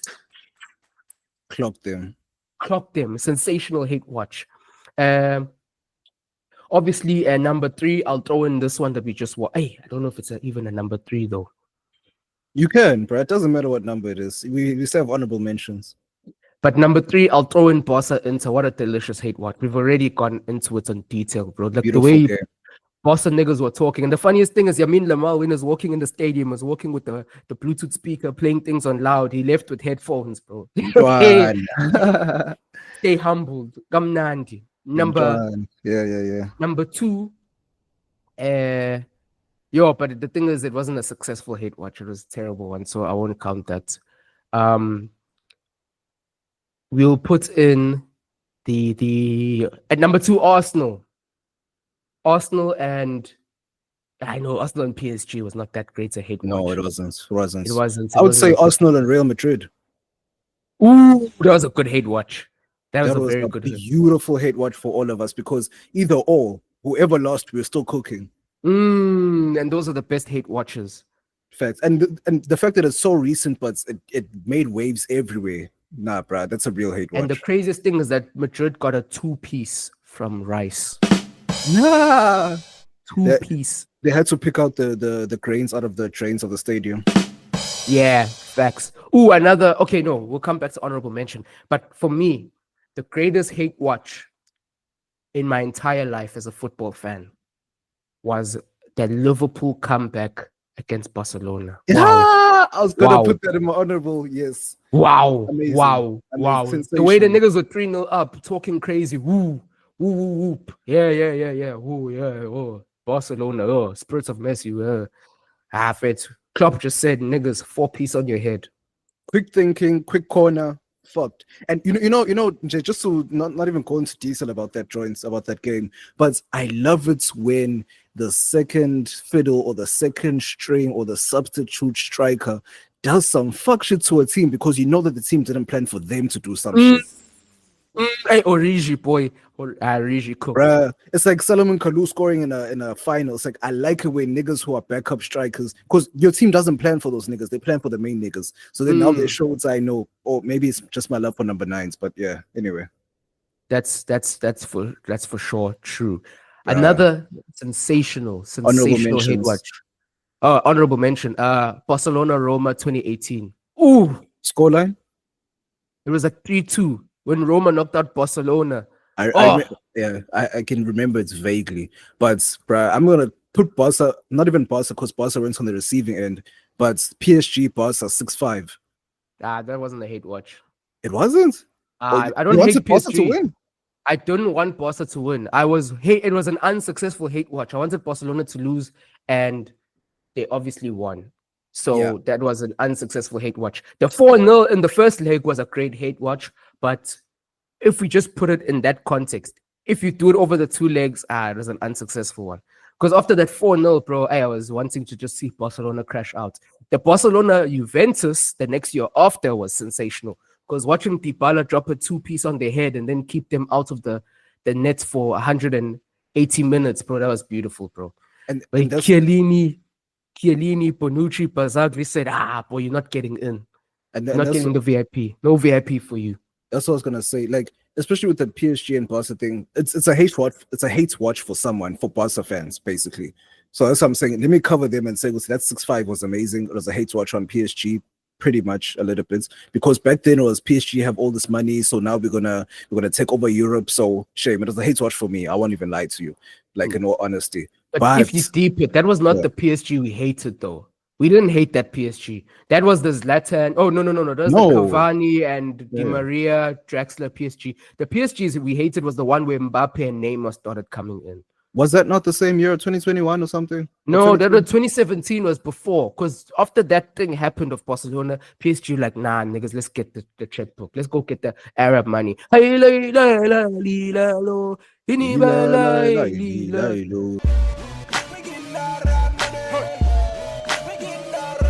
Right. Then they went and got Neymar. Then they went and got Mbappe. Then they came back. Yeah. But one sensational hate watch. Where all my Londoners at? Where all my niggas in London are? That Champions League final against Bayern Munich. Oh my gosh, bruh. Do you know a match where Robin and Ribery are smiling and putting balls through niggas' legs and doing tag team WWE champions, bro? We were dying the whole fucking match. Oh my gosh. Once that penalty got saved, it was fucked for y'all. I knew we were going to win after that. Yo, bro, it looked like Chelsea were going to loot, bro. We were dying. Robin and Ribery were doing a madness on our head tops. But after that... Hey, and Gomez and Muller were missing chances, hey? I remember that shit. Dreadful shit. Bro, but once Drogba scored that winning penalty, was Shy Cross, of course, he always has to thank Jesus Christ for the talent that he gave him. And he started doing the Drogba thing. And the Bible was all mouth like, yeah. Bro, at school, bro, went back to school the next day. Everyone had whatever Chelsea paraphernalia they had. Niggas had towels, niggas had rulers. All, hey, bro. Yo, what a hit man. watch. What a and fucking hit. Niggas got cooked. Like, being the only Bayern and Bundesliga fan anywhere, bro, in any school, in any area, niggas, they won't watch you win, but when you lose, bro, niggas double down. It's because it was supposed to be an easy final for y'all. It was. Hey, bro, and we fumbled. And it was actually in your backyard on top of that. We fumbled, bro. Yo, that's one of those. Yeah, man, I can't even see highlights from that game, bro. I can't. But another hate watch you gave us was the semi-final just before that, where Torres, Alfredo Drogba was a left back to Bossa again. Barcelona, that was a hate watch for a lot of niggas. Yeah. No, that was a hate watch for me. I enjoyed that. Like, bro, if there's 1,000 Bossa haters, I'm one of them. If there's 100 Bossa haters, I'm one of them. If there's one Bossa hater, I'm still alive. If there's no Bossa haters, I don't exist. I hate those niggas, man. It's the fact that a Spanish nigga clocked them. Torres clocked them, put the final dagger in. And that time Torres was like Morata, bro. It's like it's on cold. Yeah. Bro, he was like that nigga that you can't rely on. Like, but exactly. The fact that he put the dagger in, sensational. Bruh. Ooh, it's another sensational hate watch. I don't hate them as much, but they started getting big when Atletico in 2020 with Morata, Atletico Madrid knocked out Liverpool. Oh yes. Even that Pop Smoke edit, Dior my body, head to toe like a mannequin. Sensational hate watch. Bruh, no shame. We've had actually a lot of sensational hate watches in our lifetime. I know, like I can feel in my spirits I'm missing a Juve one. I don't know why. I'm missing a Juve one. It's another one, dog. Manchester City and Olympic Lyon in 2020. Bro, wow. When De Bruyne and Sterling were missing open goals there. Oh, wow. Even 2019 against Tottenham Hotspur, dog, where they scored and then VAR called it back, City and the Spurs to take Spurs to the final. Oh, wow. That was a great hate watch, bro. That was so good. But I feel like there are so many magical games that we're forgetting about. But no, in all honesty, I'm sure I know I have a list. It's either Juve or Man United. Those two I know have been on the receiving or have given a sensational hate watch, but I just can't remember which one it was. Well, I remember a Lacquer United one was the Villarreal final in the Europa, dog. When they lost to Villarreal in the Europa. That was a great hate watch. Bro, Another one, Arsenal United 5-2. Was it 5-1 or 5-2? Yes, a beautiful hate watch. Beautiful. Another great United one was when they got knocked out by Sevilla in the round of 16 of the Champions League in 2018 with Mourinho. Beautiful. There was another random. It wasn't a hate watch, but I like the fact because when Fergie got knocked out or got put into the Europa League for the first time, and he said it was a disgrace to play in the Europa League, that was sensational. It's just that was way back in like early 2010s.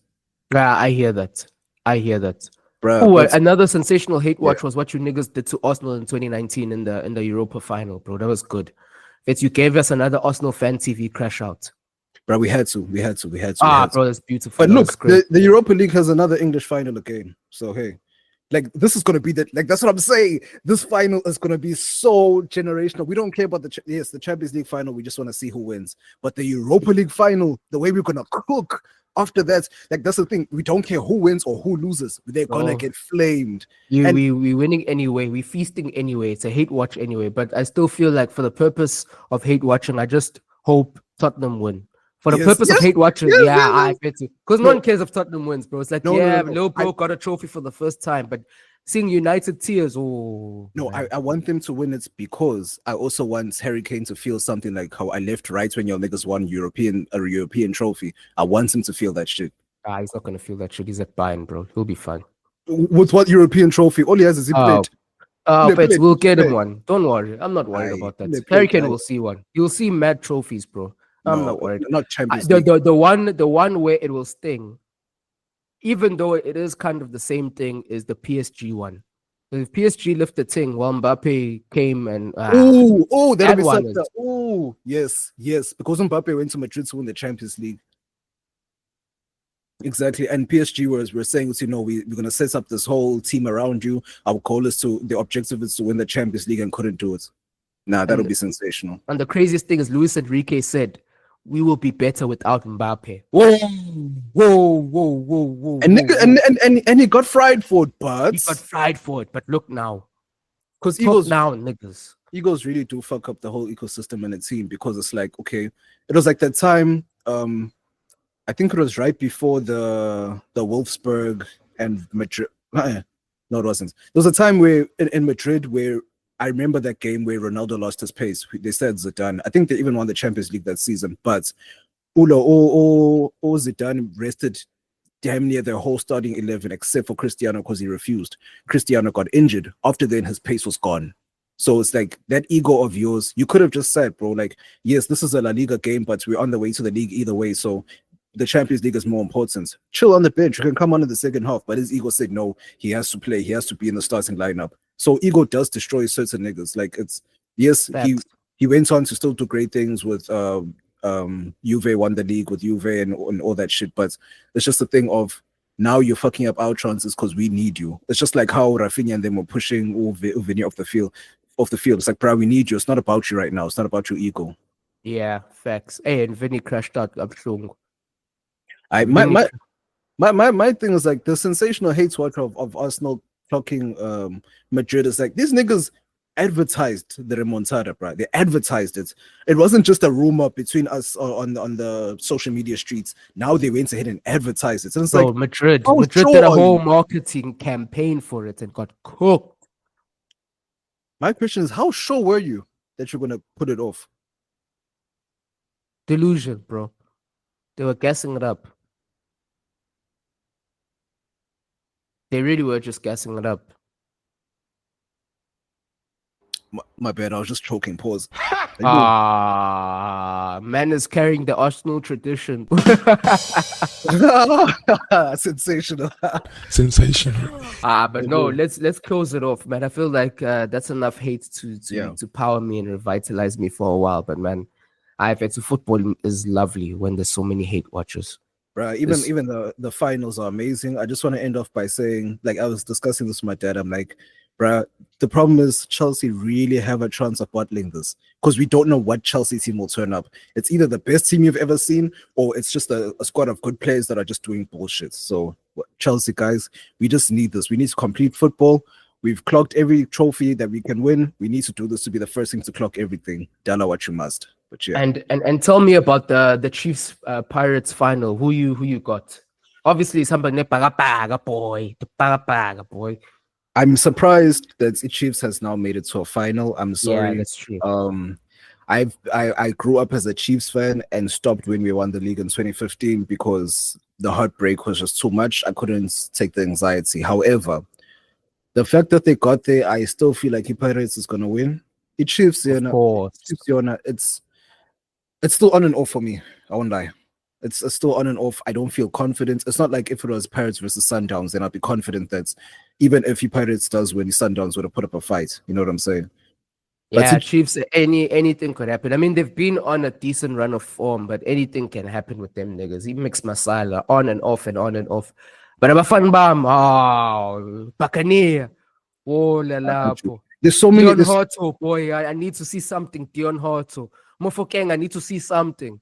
The skits that are going on social media are hilarious. There's this one where there's this a black guy wearing Pirates shirts, and then there's I don't know what he is. I don't know what it is. bruh. But then he's wearing a Chiefs shirt. So now in the skits, each time they're in a different situation. So the Pirates guy's car broke down, and then the Chiefs guy comes to him. He's like, "Oh, Brad, do you need help?" He's like, "Yeah." As soon as he turns around and see the Chiefs shirt, like, "I know, it's fine. No, thank you." He's like, "Yeah, but how can?" He's like, "No, it's fine." And he points at the shirts. Then the other skits in the same video, they now the Chiefs guy is getting robbed, and he's shouting, "Help! Here comes the Pirates guy." He's like, "I know, I'm gonna come help." He's like, "No, not from you, not from you. No, not from you." And then he goes, he's like, "Help! Once he walked away. So Jay, the way I like, and you know what I like right now, the way everyone on social media is talking about the Chiefs and their Pirates, and not only that, the PSL and everything else. Everyone's giving me that. I'm not saying I have FOMO, but now I want to see what's gonna go on. You know what I'm saying? Like I kind of wanna, like I'm now curious as to, okay, sure, what are these, like what's happening in the PSL, especially with moving out to Royal AM and all that shit. I want to now see what's going on. Maybe I'll be disappointed. I'm upset about SuperSport United though. Wait, SuperSport is gone? Did it get relegated or what? No, I think they're getting dissolved. This last I heard, they're getting dissolved. Yeah, man, they got new owners. Matsansa. Oh, hey, bro, come on, man. Bro, that's the last I heard about them, that they're getting new owners, man. But that's where I learned the word tsatsats. Or actually, no, my dad used to call me tsatsats. Well, not on purpose, like because we were watching PSL, and then there was the Super Sports adverts like my son, hey. And then my sisters asked, "How Bobby? You need tsatsats?" And then my dad was like, look at this nigga, like the fuck. Hey, but that's when I started using the word tsatsats, right? SuperSport United. They were cooking at some stage when they first came up. Yeah, no, they've always been a staple. Like losing them is going to be a huge smash. Same as losing Bidvest Wits, losing Ajax. This is gone too. Oh, Bidvest versus Bean, bro. What? Bidvest versus Bean, bro. Who replaced them or what happened? I don't know if it was they were dissolved or they just went or were in the NFT for so long that it was unfeasible. But I just remember they do. And then with Ajax, they obviously pulled out. Ajax Amsterdam obviously pulled out from Cape Town. And then obviously with Celtics. No, wait. But yes, they pulled out the support, but it just turned into Cape Town City. I think it's still the same team. And Cape Town City, I'm not sure. Maybe it's the same structure in terms of the infrastructure, but Ajax Group is not in touch with the. I think Ajax did turn into Cape Town City, if I'm not wrong. Let me actually fact check this. I have a laptop right in front of me. Nah, man, we don't fact check anything on Mansplain. We just mansplain it, bro. If you know a different fact, it's your problem. Sensational. Sensational. And I'm not gonna apologize. If you catch me cheating, if you catch me lying, I'm gonna never say sorry. Bruh. But moving on a bit, I don't understand the hype of the Pope. You know what I'm saying? Bro. You know what I'm saying? Because the Pope died, and then they had to choose a new one. So right when we were supposed to watch, was it Barca? Was it Barca and Inter? Or I think it was Barca and Inter. And the Arsenal one, they started saying those, hey, the last time a Pope died, if a British team wins the Champions League, Arsenal's the only one. It's Arsenal we're talking about. But anyway, so basically when you're about to watch the match, they put up the news of the Pope that crashed the whole screen. But anyway, the whole stream, my bad. But first it's the black smoke to represent they haven't chosen one, and then it's the white smoke to represent that they have chosen one. Bro. Conspiracy theory, tinfoil hats.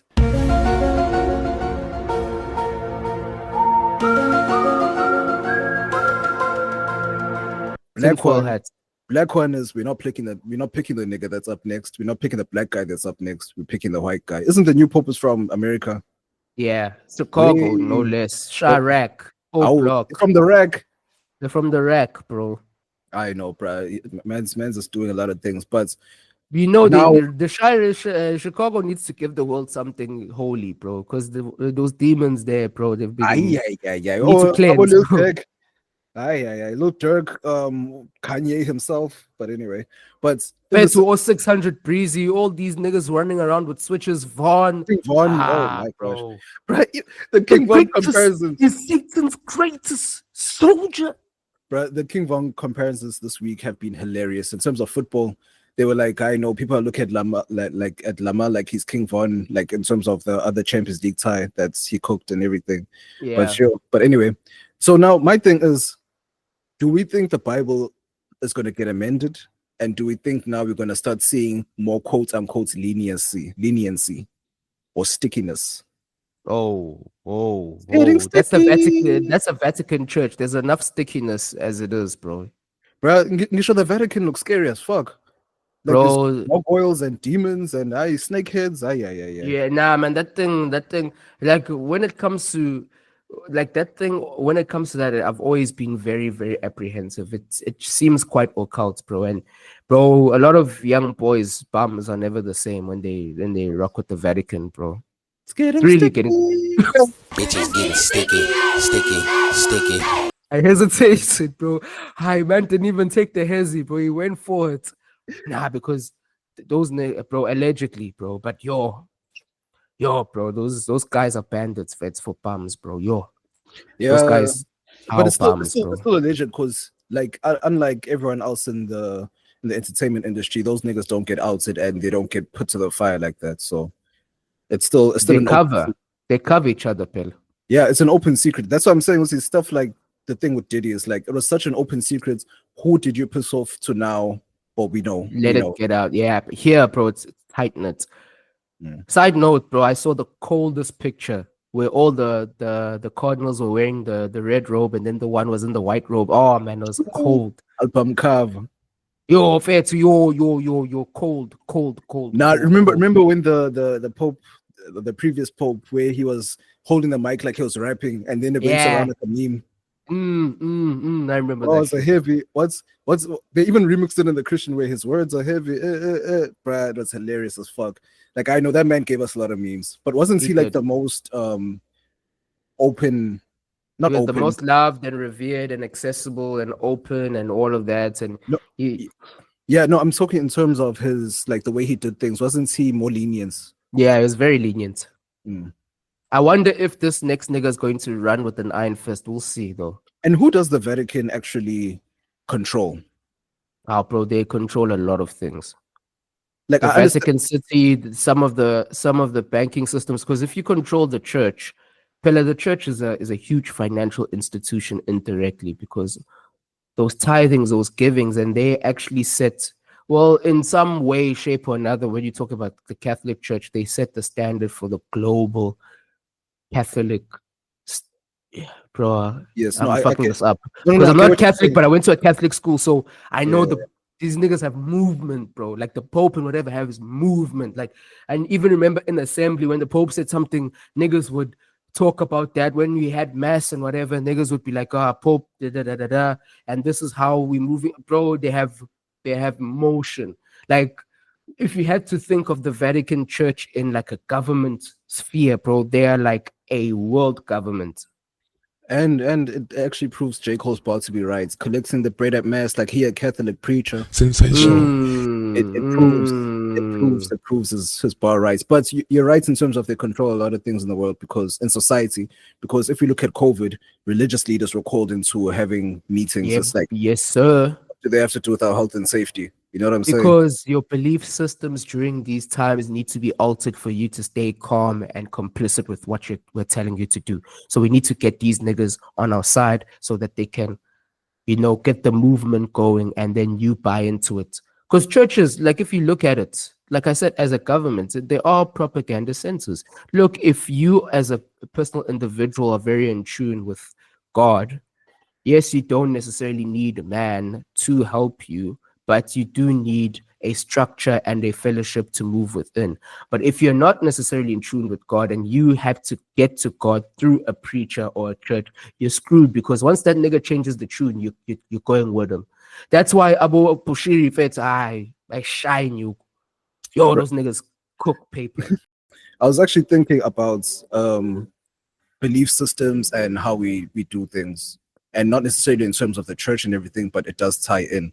We're in that, as you know, when we're younger, especially let's say from teens up till early 20s, let's say up to 23, the way we motivated ourselves, let's say at the beginning of the year in January, we'd have our goal set out for anything, doesn't matter, no matter how small it is.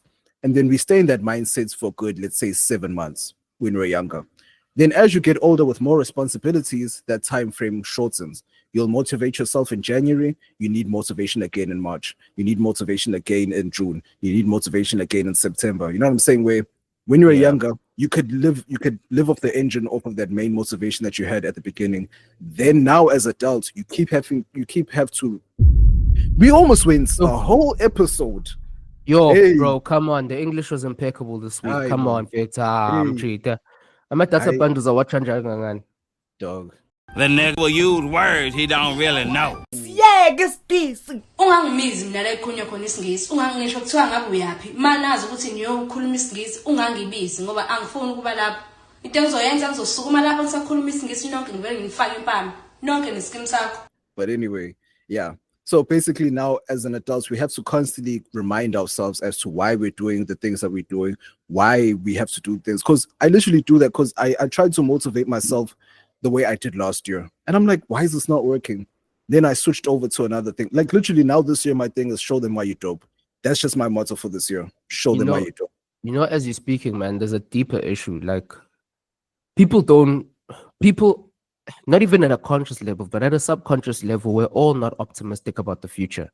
So what a lot of us are doing is we're living for the moment now. We're all on some YOLO shit and we're trying to maximize what we can get now and we don't think about the tomorrow, because once you start thinking about the tomorrow, bro, it gets painful, gets heavy, bro. Like even you leave our generation, even just like our parents' generation, most of them are not going to be able to retire comfortably. Like now we are actively living in the generation where at least us and the millennials a bit, like niggas after 1980, we are now living in the generation where the promise of life doesn't even exist. Like the go to school, get a good job, get married, have kids, retire, enjoy life. That promise doesn't even exist anymore. It's like everything is just cooked. It's like, bro, get what you can, however you can get it. And hoard. And keep it to yourself pretty much. But also at the same time, we're in the hard times, but the strong men are still babies. Think about it. I don't think these are the hard times, bro. I don't think these are the hard times. You think they're still coming? I think the hard times are still coming. This is not hard times, bro. This is not hard times. Yeah, if you can still get rich off streaming, you're not in hard times, bro. I'm looking at hard times like early 1900s communist Russia, Mao China, fucking almost World to the World War. Yeah, that was hard times. This is not hard times, bro. This is just economic constraints in the midst of niggas who feel like they should be getting better, but they're debilitated because of a social media era and a formal era. Like a lot of our hard times are mostly, yes, it's getting harder economically, but most of our hard times are really done to ourselves by consistently checking in and keeping up with the Joneses on social media. And then also just the fact that for the first time in human history, we don't really have communities anymore, and we're all like isolated. So we don't have the communal spirits and the human spirits of sharing good experiences and all of that with other people, but we've got more shit than ever that we have access to, like cheap luxury, and that shit doesn't fill the hole, and we it's getting sticky. Bitches getting sticky. But that it doesn't fill the hole, but we keep trying to fill that hole, and the hole is just huge and it's gaping and it doesn't get filled by all of the material. Yo, no, that's crazy. That can only fence. Sensational. Sensational. Yes, my Michelle. Oh man, it's getting sticky. That's my Michelle. Man, but the fact is, man, I don't think it's the hard times yet. It's about to get hard times. I think we're going towards it. This is the weak men creating hard times kind of thing. I feel like the weak men created the hard times in the 2010s. Why do I say that? Because especially let's look at our country, not even globally, not even economically either way. Even though we're thriving but not thriving, we're doing better. We were on a good trajectory. Yes, we're stabilizing and on a good trajectory in Umbeki's era. But It's just that, and we also had that. I was thinking about it earlier that we had that fake Rainbow Nation shit. That shit doesn't get pushed anymore at all because now niggas are taking sides. But I feel like COVID was the beginning of the end, not the end, but the beginning of the hard times where it's like, okay, sure, how are niggas gonna react to when we switch shit up the global government? So it's like, how are niggas gonna react when we switch shit up? Cool, that's the case. So now my thing is like, COVID damaged so many of us, bro. I can tell you, before COVID, my plan was A, B, C, D, E, F, G. After COVID, I've lived 5 lives since then. I'll tell you, every year I'm a different human being. But before then, I was strictly following my pattern. When I say I'm a different human being, doesn't mean I'm all over the place. I'm just still me. But at the same time, it's like I'm growing at a pace that I wasn't before then, mentally. Because you're forced to. The environment forces you, yeah. Exactly. Whereas, and that's why I said, Lucy, we were very comfortable as a country. Sure, boy. But Lakona, it's like certain people were very comfortable, certain people were struggling, and now more and more niggas are struggling. And now it's getting to the point where, like, just like I said before, the very basic things of just the promises of life, school, married, good job, save, retire, live good, whatever, kids, whatever, all of that is just all over the place. It's fucked up. You go to school, do everything right, you ain't got no bread. You do all that, you treat a woman right, bro, hoes ain't gonna be shit. As a woman, you're gonna do this, niggas ain't gonna be shit. As a nigga, you work hard, you won't get a promotion because someone butted it open for the director. As you save all your money, retirement. Marcus Euster and the Steinhoff group are going to sink your retirement savings in an embezzlement scam.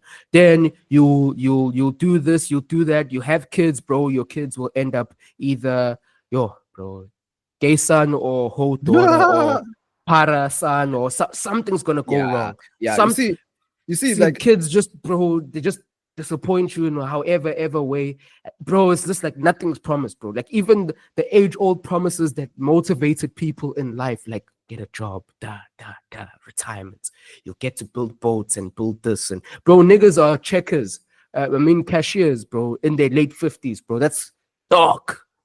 It is dark, but I feel like that's what we actually grew up on. I feel like we didn't see a lot of younger people as cashiers as much as we do now. Growing up, we didn't see, it was usually like the 20, let's say 23 middle-aged, above middle-aged. I think 25 up, let me be safe. 25 to 27 and up were cashiers back in the day. But then now it's about younger people. My thing is like, get it how you can, especially because I come from public school and not everyone could afford to go to university. So I was completely fine. Not fine, but I completely understood it because I still treat these niggas the exact same way when I see them, especially if we had a good camaraderie and whatever. But my thing is like, okay, I recognize the state of either the economy or the world, more specifically our country, but also in the same breath, I'm counting my blessings. You know the shit that I was complaining about before we started recording. I'm just like, well, at the same time, I have the blessing of just having everything in one location. I have the blessing of, it's true. And then there's just extra costs here and there that's, will catch me or whatever. But bro, so sorry to cut you. I wanted to bring more context to what I was saying about niggas or cashiers in their late 50s, 60s, whatever. This is obviously in South Africa, we've normalized that, right? Cool. But this is happening globally, whereby say a guy has been an accountant or he's been a this or that for how many years and something happened to his 401k or his savings. This is obviously abroad. Then the nigga who has had a full professional career looks to being a cashier in the States in his late 60s and 70s just because he cannot afford retirement. That is dark. Like you're telling me for 30 years you had a full career and now you have to just because you have to retire. When you old, they chuck you out, bro. They get you out the system. Now you have to go back to like the work system and minimum wage, bro. Minimum wage in the US, bro, is crazy, bro, because the cost of living is insane. So they have to just do that to just stay alive after retirement. What would have been or should have been an illustrious career. That's dark. And also something that was like a weird trend last year Yeah. was niggas started cashing out their retirements and shit early. It's a party, boy. Yo. I don't know. It was like a good few months last year where niggas were all just cashing out. And I'm like, what's going on? So point to the policy started changing in terms of when you can and you can't do that. That should stop. And there was like a lump sum that you lost in interest or something, bro. So it was like a penalty that you get for cashing out, and niggas still took it. And I'm like, yo, dog. And I'm like, bro, like, yes, times are hard, but not that hard where you're now gonna like cash out your shit and you don't have, like, yes, I understand you want to have control of your money and your shit, but then now you're gonna keep it like, yo, bro, like, because I even know someone that did that, and I'm like, okay, and they just started going the kind of buying spree, and I'm like, hey, bro, I think you should just try and maybe even get the bank to regulate the money for you. But they ended up setting up where a family member that's retired sends them a monthly. They're still working, or they're now working again. But then now, when they weren't working, they had a family member send them a monthly amount, like just to make sure that they don't cash out. So they bought all the new shit that they wanted to buy, and then they gave the rest of the money. And it's just like, okay, I get it. It's the money that you don't ever get to touch until you're too old to enjoy it. But it's like, what's the point? Yo, but this is what I'm saying is that the overall pessimism at the future is so high that niggas don't think about it because they don't see it getting any better. So it's like, let me just maximize now. Like, I'm never going to get to spend it. You know what I'm saying? Where everybody, like, if you look at our parents' generation, they look forward to retirement. They spoke about retirement as if it was a matter of fact. Like, I'll keep working till I get to retirement, and I'll keep saving till I get to retirement, and then I'll do this, because there was just this trust in either the system or living in a high trust society or a high trust environment where they just believed that they were going to get to that point. But now all of those things have just been broken down. Like, all the institutions we were meant to trust have just get broken down. All the things that we were meant to trust keep getting broken down and exposed, and niggas are just pessimistic. So it's like, all right, let's just get this paper and live life. It's not even retirements only that's fucking people up. It's the policies, the death policies. Families can't even use the cash to actually bury their family members now. Now niggas don't want to pay the policy. So what states are we in where niggas want to take from you, and then when you ask for your shit back, you can't get it? I don't get it. Niggas had actually went to the offices with the actual bodies just to force them to give them money. Bro, and it reminds me of this Black Mirror episode I just watched, where this hun, she had like cancer or brain cancer or a huge tumor, and then she basically passed out and died. But then this company approaches them and says, no, we're part of this new technology. It'll bring your wife. It's a nigga and a wife, right? A nigga and his wife. And it's like a nigga and a wife.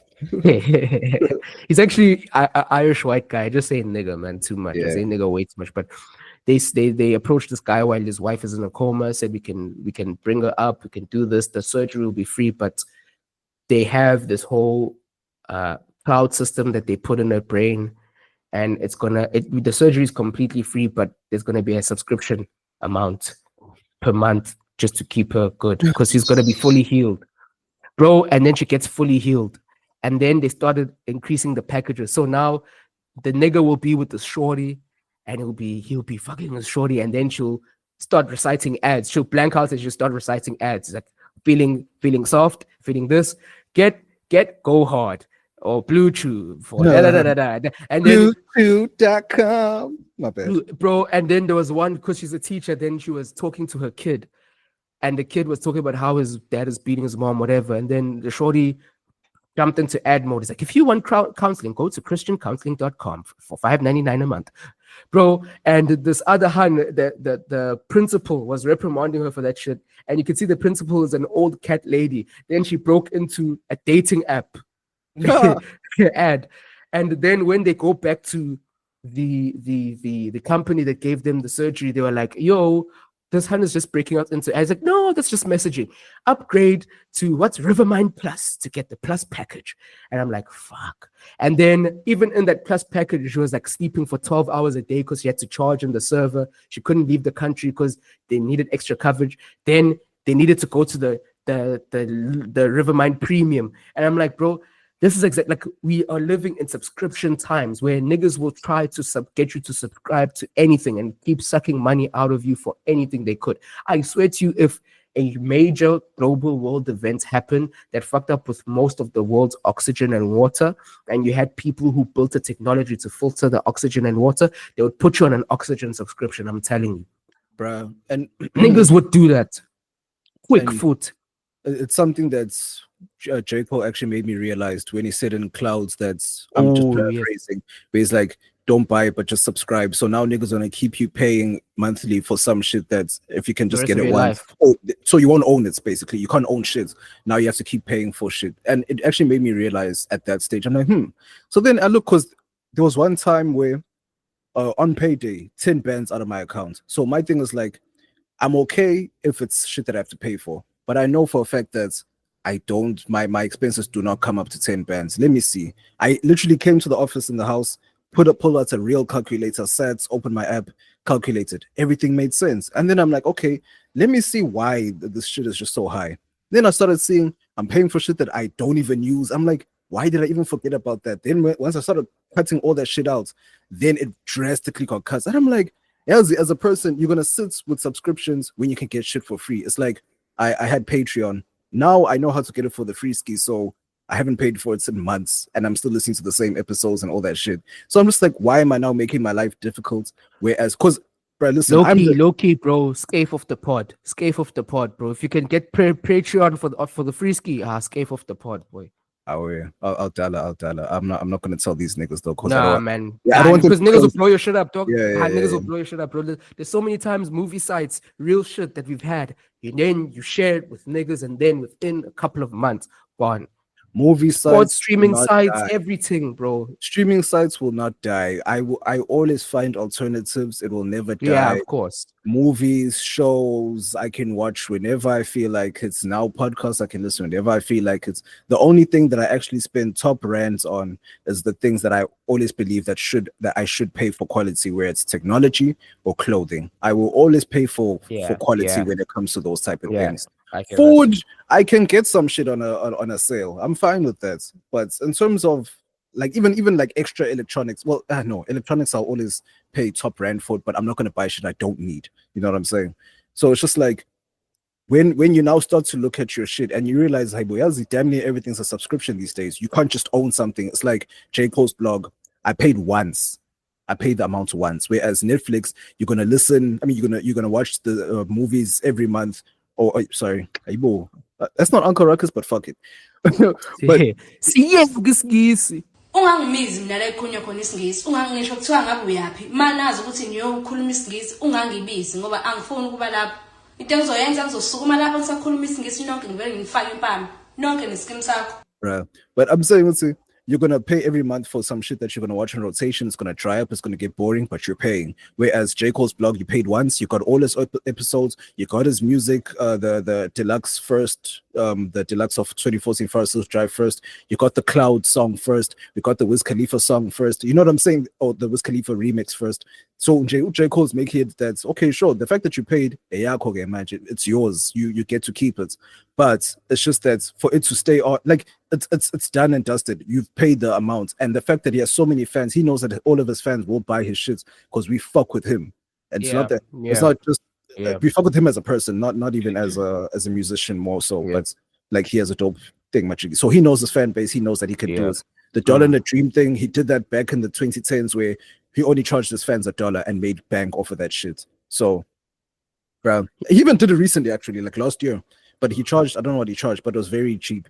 But that's what I'm saying. Let's see, he now understands that, okay, cool, in a world of subscriptions, we understand. Even Drake tried to do that. Kendrick tested the waters during the battles too, where they put their music on Instagram instead of streaming services. Like they were playing with the system just to see how can we benefit from this, because now the world is changing, and especially more specifically, the music industry is dying. So how can we get top bank for us?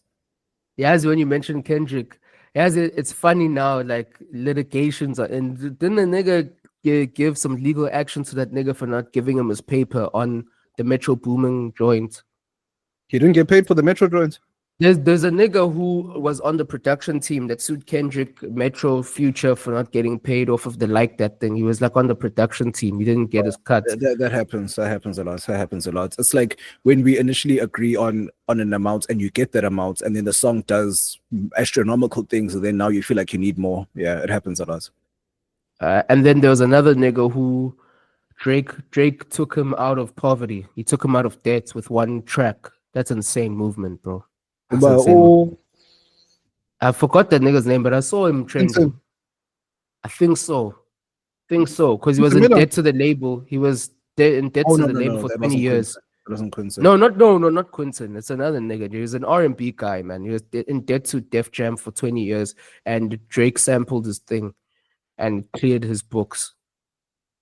Yeah, but I'm just saying, see, like, and that goes back to the beginning of our episode where you're saying, see, now that niggas need the money and the traction, they're now walking back their statements. But in the same breath, now Drake is very too forgiving. It's just a thing of hood niggas trying to take advantage of you, trying to be amicable with niggas. And a good nigga, man, because he's a man. We don't know that niggas call him a good nigga, bro. Come on. I think he's a good nigga in a business sense. Obviously, he's slimy with shorties and all other shit, but like I've never heard Drake screwing niggas out of the money shit. Because niggas from Houston, niggas no, in terms of paper, the map. Yeah, in terms of paper, that's what I'm saying. Like, but him as a human, business, as a human, bro, we don't know that nigga. Bro, tech billionaires are mad at him, bro. Like, he just did some shit to niggas. I don't even know if it's with regards to a chick or not. Maybe it's just an asshole behind the scenes. We don't know. Like, that's what I'm saying. Even J. Cole, I would say in terms of what he shows us, he's too nice. But I don't know him in real life to say that he actually is too nice. Because he fought Puff, so it's like he has the duality of, okay, if you're gonna try to do some shit, I'm gonna pop off. So we don't truly know these niggas. Yeah, obviously we don't. We don't know these niggas, and I think that is the most important thing for us to remember, because people get mad obsessed over the celebrity thing. Bringing me to my next point, did you see the shit that I showed you of niggas going on about celebrity crushes and all of that, and how different a celebrity crush is for a nigga versus a hun? Because nowadays, bro, they can tell you hun, bro. Yes, but like you put more context by saying more so Americans, yes, because American athletes are more thirstier. Here in SA, they whoa. Nah, here in SA that's happened, bro. Hear me out. Sure. Yes, it has happened 100%. It has happened and continues to happen, because I will say it off mic, but I've even told you as to who is one of the soccer players he did some amazing things to get this chick. But anyway. You see that nigga, he kept this hun in the tuck, and we all knew. It's just that the public didn't know. But anyway. Yeah. I know exactly what you're talking about. Exactly. So yes, soccer players can, or athletes in general, can reach your hun. Me too. Like there's a couple of me and my niggas, bro, in circuits, even in PMB, even in Durban, man. Football niggas, man. You'll find that you're linking a hun that a football nigga is also linking. And you'll find out through the stories, Guti Aibo. Nango muntu fetu in red seats, red leather, that not even red leather, but the red seat belt. Right, do you know who are the real snipers? Rugby players.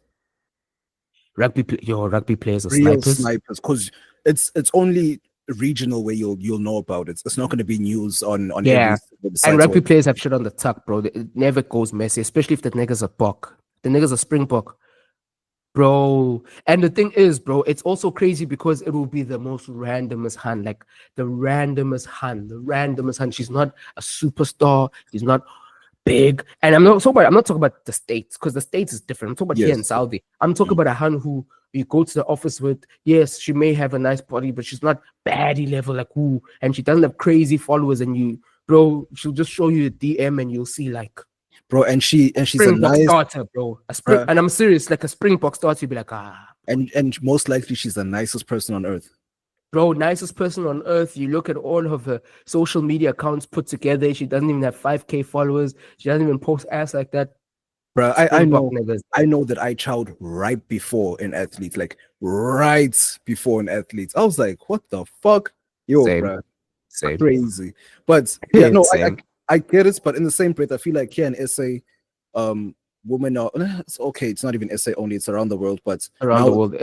Yeah, it's more of a subscription base now where there will be a talent pool of hunts. And also now, since it's becoming crazy for celebrities to even fuck with any random chick, they have to go back to fucking the same chicks. Because niggas will say, well, why are these celebs all fucking the same chick? It's because they know the system. They know how to keep their mouths shut. They'll sign the NDA and take their money. And it's not even the NDA. A feminist will tell you an NDA is to block off wrongdoings. No, it's just so you cannot Ankarakas. So you don't get caught in a jam. But the Exactly.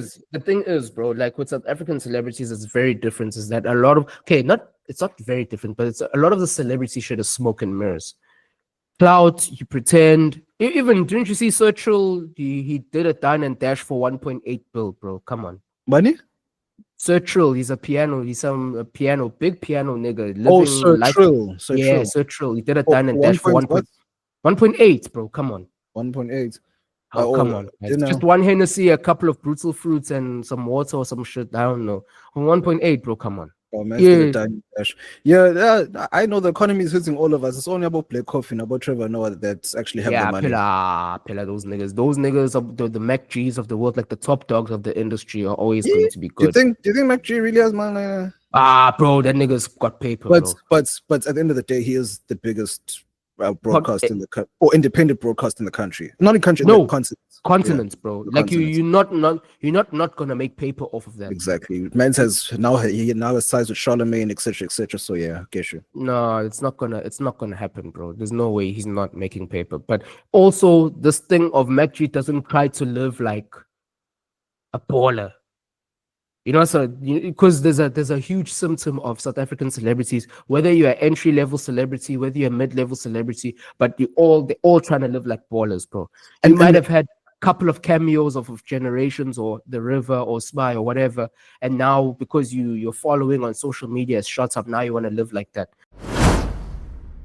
A lot of people are in denial as to who they are and what they do, and especially when the lights are on you, bro. When you're a celebrity, you've got to live it up. And that's why a lot of celebrity people end up, especially the Huns, man. The Huns end up with nefarious niggas doing nefarious shit. Like, what's that Hun's name? Bushle Samuels, bro. Got caught to cause for fraudulent shit over the Porsche. Copped a new Porsche, and niggas were like, we hate watching this one. We will see. We will be there. No, Nazzle. But my thing about this whole, bro, and it's like when you speak to a feminist, especially when you date a feminist, it's like, you can see the signs, 99, that a lot of this is in terms of crime. It's like, no, but then women also, no, they don't. Like, let's just be realistic for once. Yes, there's an idea of what you would want the world to perfectly be in your head, but it's just not that phrase. Like, I had that very basic argument about, I was just stating, like, when I was growing up, whenever anything was with regards to money, tuck shop money or anything, mom would point us to dad straight. And then the person I was debating with was like, oh no, but then what? No, they did that only so that they can respect the. No, it didn't happen that way. It's just how it was. It's just how moms are. It's like, oh no, ask your dad. And then yes, it's just how it is. And I'm not even like speaking down on women by saying that, but it's just now when I get to a certain monetary value, I will also be okay with it. I will complain still for sure, but I'll be okay with it because that's what I saw growing up, because my mom and dad did push and pull where, yes, my mom was still working, doing her own thing, but then when it came to the small things, my mom covered. When it came to the big things, my dad covered. Like, yes, it's just normal to me if we could create a balance. Don't now say what I know it's because women are secretly earning more. If women are secretly earning more, they wouldn't be married. That's true. Because once they secretly earn more, they're going to look for the next best deal. Exactly. So it's just like, bro, here's my thing. It doesn't, like, okay, like we've explained a million times, we now live in an individualistic society and everyone does things for themselves. But niggas will see once they get older. Once they start pushing 35, 40, when niggas start dying, and then now you need a society to help. Niggas will start saying, it's okay, when the people that are helping you, or everyone wants to be on their own, but then when it's time to help, they don't want to help, but then they want help when they need it. So now institutions of community are gone, bro. That's what I'm saying. We're losing the recipes, man. Exactly. You won't help anyone. You always want to keep to yourself, but then when it's time for you to get help, you cry about it, and then you disappear again. That's what I don't like about how this world works today. Yes, there is community. Yes, we all need help. Yes, the help might not even be that major, might not even be monetary, but the smallest things that you can do for someone and someone else, me, I do without thinking for my people. I do without thinking for my people. If it's someone that's outside of my vicinity, then I'll think hard about it and then I'll ask multiple questions, not as to what do you need me for, what do you need this for, but I'll just see where are you, because you've never asked. Like, I had a cousin that just randomly messaged me out of nowhere, and then she's like, oh, can I call? I'm like, okay, cool. I'm like, hey, bruh, quotes up. And then maybe 2 days later, hi, why am I, my bundles? Bro, charge your bundles, dog. The nigga will use words he don't really know. Yeah, guess this. Ungangimizi mina la ekhulunywa khona isingisi, ungangisho kuthiwa ngabe uyaphi. Manazi ukuthi niyokhuluma isingisi, ungangibisi ngoba angifuni ukuba lapho. Into engizoyenza ngizosukuma lapho ngisakhuluma isingisi nonke ngivele ngifake impama. Nonke neskim sakho. But anyway, value at the end of the pod. 2 days later, she asked me for paper. And I'm just like, hey, bruh, I don't have it. Yes, I did have it, but I don't have it for you. Yes, sir. And the thing is, the craziest thing is there's this, that whole idea that you were sharing about, they secretly have this money that they've been stacking away so they can show you niggas that women are doing better, blah, blah, blah, blah, blah. It's like, it's the funniest paradox where, they are so empowered and wealthy and doing so well, but also they need a nigga's money too. That's the funniest thing that I always see, because they will ask you for wings or whatever low level shit, airtime wings, whatever, if you're dealing with those types of funds. Those types of funds. Obviously, this comes across for every demographic. It's either wings or whatever, or at a higher demographic, they want to go out with their friends and they need you to slice a young 1.5, 2K so they can participate, or hair or whatever. It changes depending on your demographic. For others, it's rent, whatever. But then the moment you don't show up and you don't pull up that paper and sign that check, it's like, oh, you broke. And they try to shame you as if you are not the one who needs that thing. So you are actually broke. Bruh, but I keep saying that I always have these arguments with my chick, to the point where now I have to buy something beforehand without even asking if she wants it so that she can take it. Because if I have to ask if she wants it, she'll say no, from the simplest things to the biggest things. Now I have to go get it and then give it to her. And she'll be like, no, but you know that, like, bruh, like the smallest things, even if she's like, yes, today I feel like getting wings. I'm like, okay, cool. Let me just pay for it. So let me just, send you some paper. She's like, okay, but for what? Like all the time, she does not even fucking play that game with me. So it's like, it's very rare for us niggas to find women like that. But in the same breath, it's like, you also have to have that thing about you where it's like, okay, sure. Why am I now paying for love? Why am I now going subscription service? You know what I'm saying? It's like, what am I getting out of this? Even if you're getting cheeks, either way, you're paying a subscription for cheeks, where as the rest of us, we're just with people who fuck with us. We're still gonna get cheeks, but we're still gonna spend because they're our people and there's reciprocation. They spend on us too. Facts. But anyway, but it's like the one thing I just, because we lightly glossed over the thing of the reality of the fact that right now we are in a time where, the timelines, niggas are really realizing now, our timelines and their timelines are different, bro. Like, she will see the inside of a Rolls, she'll see the inside of a Range Rover, she'll see the inside of a lot of cars if she's born pretty. By the time she turns 22, if she's really about the game, she'll see the inside of that whip. When a boy, for you to see the inside of that whip, it's either your pops has one or you're going to grind for some time, or you're going to do some fraud.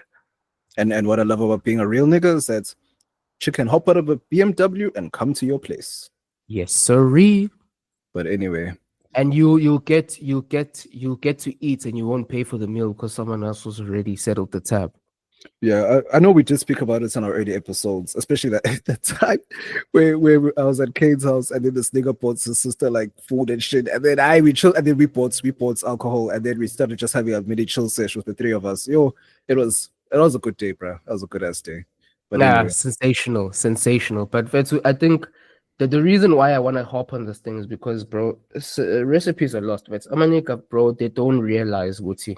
Yeah, and yes, I actually listened to Will Smith talk about this. It's like there's rock bottom and there's cliff top. Facts. Where rock bottom is where you have nothing, you've got nothing, you've got no motion, nothing's happening, and you feel empty inside because you feel like you failed at everything that you ever sets out to achieve. Then there's cliff top, where you're at the end of the cliff and you're thinking about jumping because you've achieved everything that you want. You've got the money, the cars, the whole, the this, the that. It's just normal. It's just mad now. And you want to jump off the cliff because you feel empty inside, because all the things you thought were going to give you all this fulfillment don't give it to you. And I think one of the things, man, that I'm super, I don't even say I want to say I'm super privileged because it's a big thing, but bro, realizing that this thing of hoes and bums is not that deep. Like getting to the point where you've had enough where you realize, okay, this is not that deep. True. Versus being in the place where you've been grinding, like when late 20s now. If we were the niggas who were grinding, putting paper away, waiting for us to get to this point so we can start, bro, shit would look very different right now. Bro, and also like yesterday in Jay, I was just out and about and I saw my type like down to the spec and I didn't flinch. And I was like, in my head, I'm like, I'm so proud of myself because I'm like, yes, yeah. Bro, Because like, you've done the story enough times, bro. I played GTA over and over. I played all the missions out, bro. Exactly. So even if you get a new GTA, you'll be excited at first, but you know that once you clocked it, you're not coming back. Exactly. That's why I was like, I'm happy that I'm not that excited. I did speak and just greet and stuff, but it's because we're like right next to each other. But I'm just like, how this didn't like activate. Didn't move you. Yeah. Exactly. Because you're staring at me the whole time. And I knew. And I like playing that game because I don't give a shit. When I don't give a shit, I don't give a shit. But anyway, that's not the point. It's just small things like that don't excite me anymore, knowing that I'm not going to do unnecessary things. Especially with your girl, you guys can now talk about taxes and all of these things and, you know, learn from each other's industries, what happens here and there. Like, you know, you get to get more knowledge from the person that you're with if they are or if they do have knowledge on what they do, even if they're an influencer. If you were dating a big influencer that has their shit together, like let's say Abo, who's this guy? George, hey, George, Bunny, George who? George, in fact, George. Wasabi. Okay, Wasabi, yeah. Wasabi no Mutwake. They have their balance. They know what's up because they're both on. You know what I'm saying? Yeah. So it's just like you can still be like, especially it pissed me off when I think her name is Sasha Langa. Her picture started. And then he's like, oh, she could be getting a rich man. What?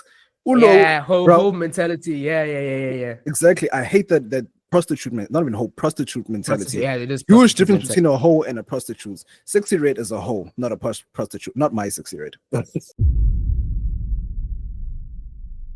I even claimed my sexy red. No, I'm just saying for context. For niggas that listen, for our lore. Oh yeah. For our niggas, for our niggas. For lore, yeah. For the mansplainers, boy. Exactly, the sensationalists. The sensationalists. But I hear what you're saying. No, cook. Yeah, that's what I'm saying. Exactly, that's what I'm saying. With you, sexy red is a whore. Yeah, is a whore and not a prostitute. They're two different things. Sexy red will just give it to you because she wants to give it to you. You know what I'm saying? She does it for the love of the game. It's not the money. The money won't move her that much. Whereas Shannon Sharp got caught up in 25K a cheek. Damn. That's a prostitute. And you know, it's a lot of modern women are dormant prostitutes. If you think about it, they don't move and they don't flinch until some paper is shown. There needs to be some value exchange given, and if there's value exchange given, that means that's a transaction. And if it's a transaction, it's not necessarily a reciprocal relationship or an emotional relationship, but it's a business relationship because I give you this and you give me that. And in a business relationship, the relationship continues as far as both parties are well either remunerated or well compensated or well serviced for what they have paid for, or they service well for what they are getting paid for. And the thing is, the biggest trick, man, and I was talking to Mahana about this, man, and we had a back and forth. It's like, low-key social media, yes, social media has connected women with top ballers, and they can now practice all these things that they're doing and get these niggas who will obviously smash their backs in and ditch them and whatever, but they can get access to top niggas. But one of the things also that really damaged them as a collective is like their perception. Like the feminine mystique disappeared because a lot of niggas now have seen they've seen the back end without being programmers, if that makes sense. Because before, for you to get like the ism, to get the game, to get the sensational stuff, you had to be actively trying chicks, and only niggas who were actively trying and in that space would see that side of them. And then they'd come together like, this chick is doing this and that and that. And then other niggas would just, but now niggas have secondhand trauma and they've learned truths that they didn't get themselves because it's all out on the internet. So you have a nigga who's never talked to a hun, never walked up to one, who's never done anything, but now he's complaining that huns move like this and ask for money. He doesn't even have one asking him for money.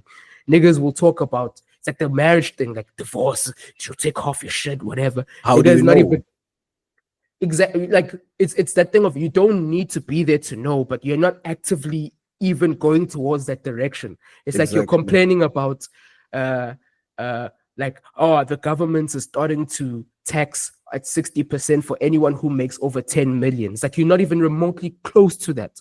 You have secondhand trauma for things that have nothing to do with you. And it's the other way around as well. And the feminine mystique thing, where I saw it is like, this woman is like, this day was asking, what do you bring to the table? And that question, I dislike it, because the fact that you're asking the question shows that you don't know the ism. Exactly. You don't know the ism. You shouldn't ask the question. No manager who's wanting a top player will go to the top player and say, what do you bring to the team? Or what do you bring to whatever? No, I've already done this because, yes, I saw your qualities, yes, I saw your skills, I saw everything. Facts. That's a nigga with ism. But okay, fine. That's one side. The fact that they asked that question and the hand doesn't know what her strengths are. And obviously, because we're talking two different languages, we're talking in a value sense, they're talking in an emotional sense. And what women have been very good at is painting nothing as something. Like they'll talk about, no, the feminine mystique and the nurturing and the this and the that. When that nigga was like, nah, I'm not letting you get away with that. What is that? What will you do? And then she started fumbling. And then I'm like, yo, low-key, like 15, 20 years ago, she wouldn't have gotten away with that. Because that feminine mystique, femininity, niggas were buying that. It's that over shit. now. It's over now, dog. Like, we know what you are. Like, y'all are pieces of shit. And low-key, they found out that we are pieces of shit too. Not that they found out. It's just now they think that they can move on without us, but it doesn't work that way. They've always known that we're pieces of shit. It's just that they now think that they can stand on their own and still get the same benefits, or they can trick like we do. So they think that they're trying to negotiate. They negotiate like terrorists. Exactly. They're trying to negotiate like terrorists. And one of the things where I saw that, bro, the jig is up, is where now, like this conversation of, yo, y'all niggas are still taking Ingani out on dates. Hi, bro, guys. We only take dates once we've already got the cheeks, bro. And I'm thinking about that. Like, it is one of those things where it was promised almost like the retirement get kids. It's like, this is a sequence. You meet her, you make her laugh, you get a number, you talk, you go on a date, whatever. And that whole system of that promised system, or that promised sort of idea that we have of that, is broken, because while you're doing that, there's another nigga's capping the cheeks free. So every nigga has now seen that, I'm playing for this, but someone's getting it on the free ski. Every nigga now wants to be the one who gets it on the free ski. So now it's flipped the thing totally on its head, where now every scrap of money, resource, time that you're giving, you're always weighing up what you're getting back. And bro, that doesn't look good for Hans in the long term. The short term, they run it up, they go crazy. Yeah. But when they value points, which for a lot of them, they're just leveraging bums, they're leveraging how they look and they bro, long term, that doesn't look good, bro. Yeah, bro. But just to close out very randomly, you know the idea of third spaces in terms of date spaces, zoos, movies, cinemas, all these all these third spaces are now diminishing. So bro, it's either the chemicals are in trouble, new metros are in trouble. Exactly. It's either your crib or somewhere that's not necessarily expensive, but somewhere that just doesn't have that kind of vibe that you want. So it's either or basically you have to now create your own fun. So it's like, okay, these, like, even was it Conquer that closed down like a few years ago?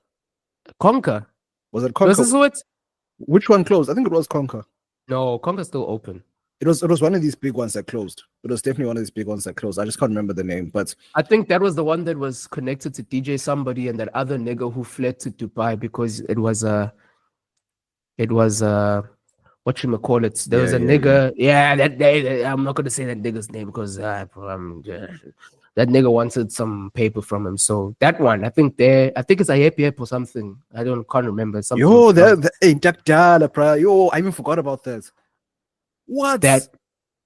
That joint, that yep thing. I forgot about that. Sure. Like, bro, you I'm bringing you back to demon time. No, but it's just like, technically because I dealt with chicks that went there.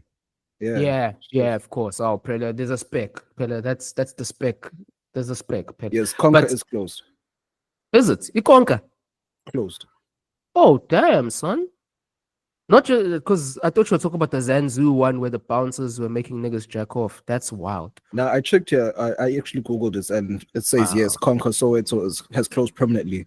The club's owner Kutlano Pitso announced the closure after a period of renovations. While the physical location is closed, Conquer continues to host events and focus on outdoor gatherings. Oh, all right, son. Okay, so it's not that they shut down; it's just that they renovating. All right, that's cool. Well, basically not a club anymore. They now they've now expanded. Yeah, events. Yeah. But well, anyway, if you think about it, that's actually a smart move because you destabilizing yourself, also decentralizing yourself. Yeah, you're decentralizing yourself and reducing your overhead. So that's and also because they've created a brand. Getting away from the underworld a bit. Bro, I don't think you can. That's true. I don't think you can make serious money while not being connected and not be one of the top dogs in your space. Like in the entertainment space, only the top dogs can make money, honestly. Everyone else has to babambela, DJ here, do this. But once you get into that space, then you get assimilated into the underworld, and the hunger to shine is obviously going to take you there straight away. Then you find yourself in hot water, and then you're cooked. So yeah. But anyway, man. Yeah, let's wrap this anyway, up. Man, that was a sensational joint. Man. Any closing words, big man? Bro, I never give niggas advice, but all I'm saying is show them why you're dope in everything. Show them why you're dope. And Fetu, I think my one is more of a practical thing, is that niggas need to buckle up, Fetu. It's about to get real. Exactly. Bro, it's about to get real. That's what I'm saying. Show them why you're dope. Show them why you're you. Show them why you're resilient. Show them why nothing can touch you. Exactly. But yeah, buckle up and go and take it back to the basics, Fetu. We have to take it back to the basics. A lot of what we see and a lot of what we hear, especially on social media and just what niggas tell you or people tell you, it's a lot of smoke and mirrors. Niggas are seeing flames out there. So if you've got some paper to spare, this is the time to stack. This is the time to invest. This is the time to double down on things that will bring you value. Showy shit that's going to be good today, gone tomorrow. That's not really what. It's not really what the moment is for right now. Like, was Otis Redding? Only real music gonna last. All of the other bullshit is here today and gone tomorrow. Well, Drake put an effect on that, but yeah. Yeah, he cooked, and he says, "Give it time, we'll see who's still around a decade from now, bro." And like, tough times never last. Tough people lot. Oh shit! I know. Your first Uncle Ruckus, you're almost there. You're almost there. The nigga will use words he don't really know. Yeah, guess this. Ungangimizi mina la ekhulunywa khona isingisi, ungangisho kuthiwa ngabe uyapi. Manazi ukuthi niyokhuluma isingisi, ungangibizi ngoba angifuni ukuba lapho. Into engizoyenza ngizosukuma lapho ngisakhuluma isingisi nonke ngivele ngifake impama. Nonke neskim sakho. Hey, madoda, Isingisi will always be undefeated, bro. Isingisi is invincibles around this podcast, dog. But on a real note, niggas buckle up, double down, get to what needs to be gotten to, and always remember what's most important. A lot of smoke and mirrors, a lot of bullshit to distract. Make sure you niggas stay solid. But as always, man, this has been the world's most sensational podcast. The Let Me Mansplain Podcast with yours truly, the unruly. No switch on the toolie. Makes niggas stop acting the foolie. I produce so much quality, but y'all niggas are still on Tubi.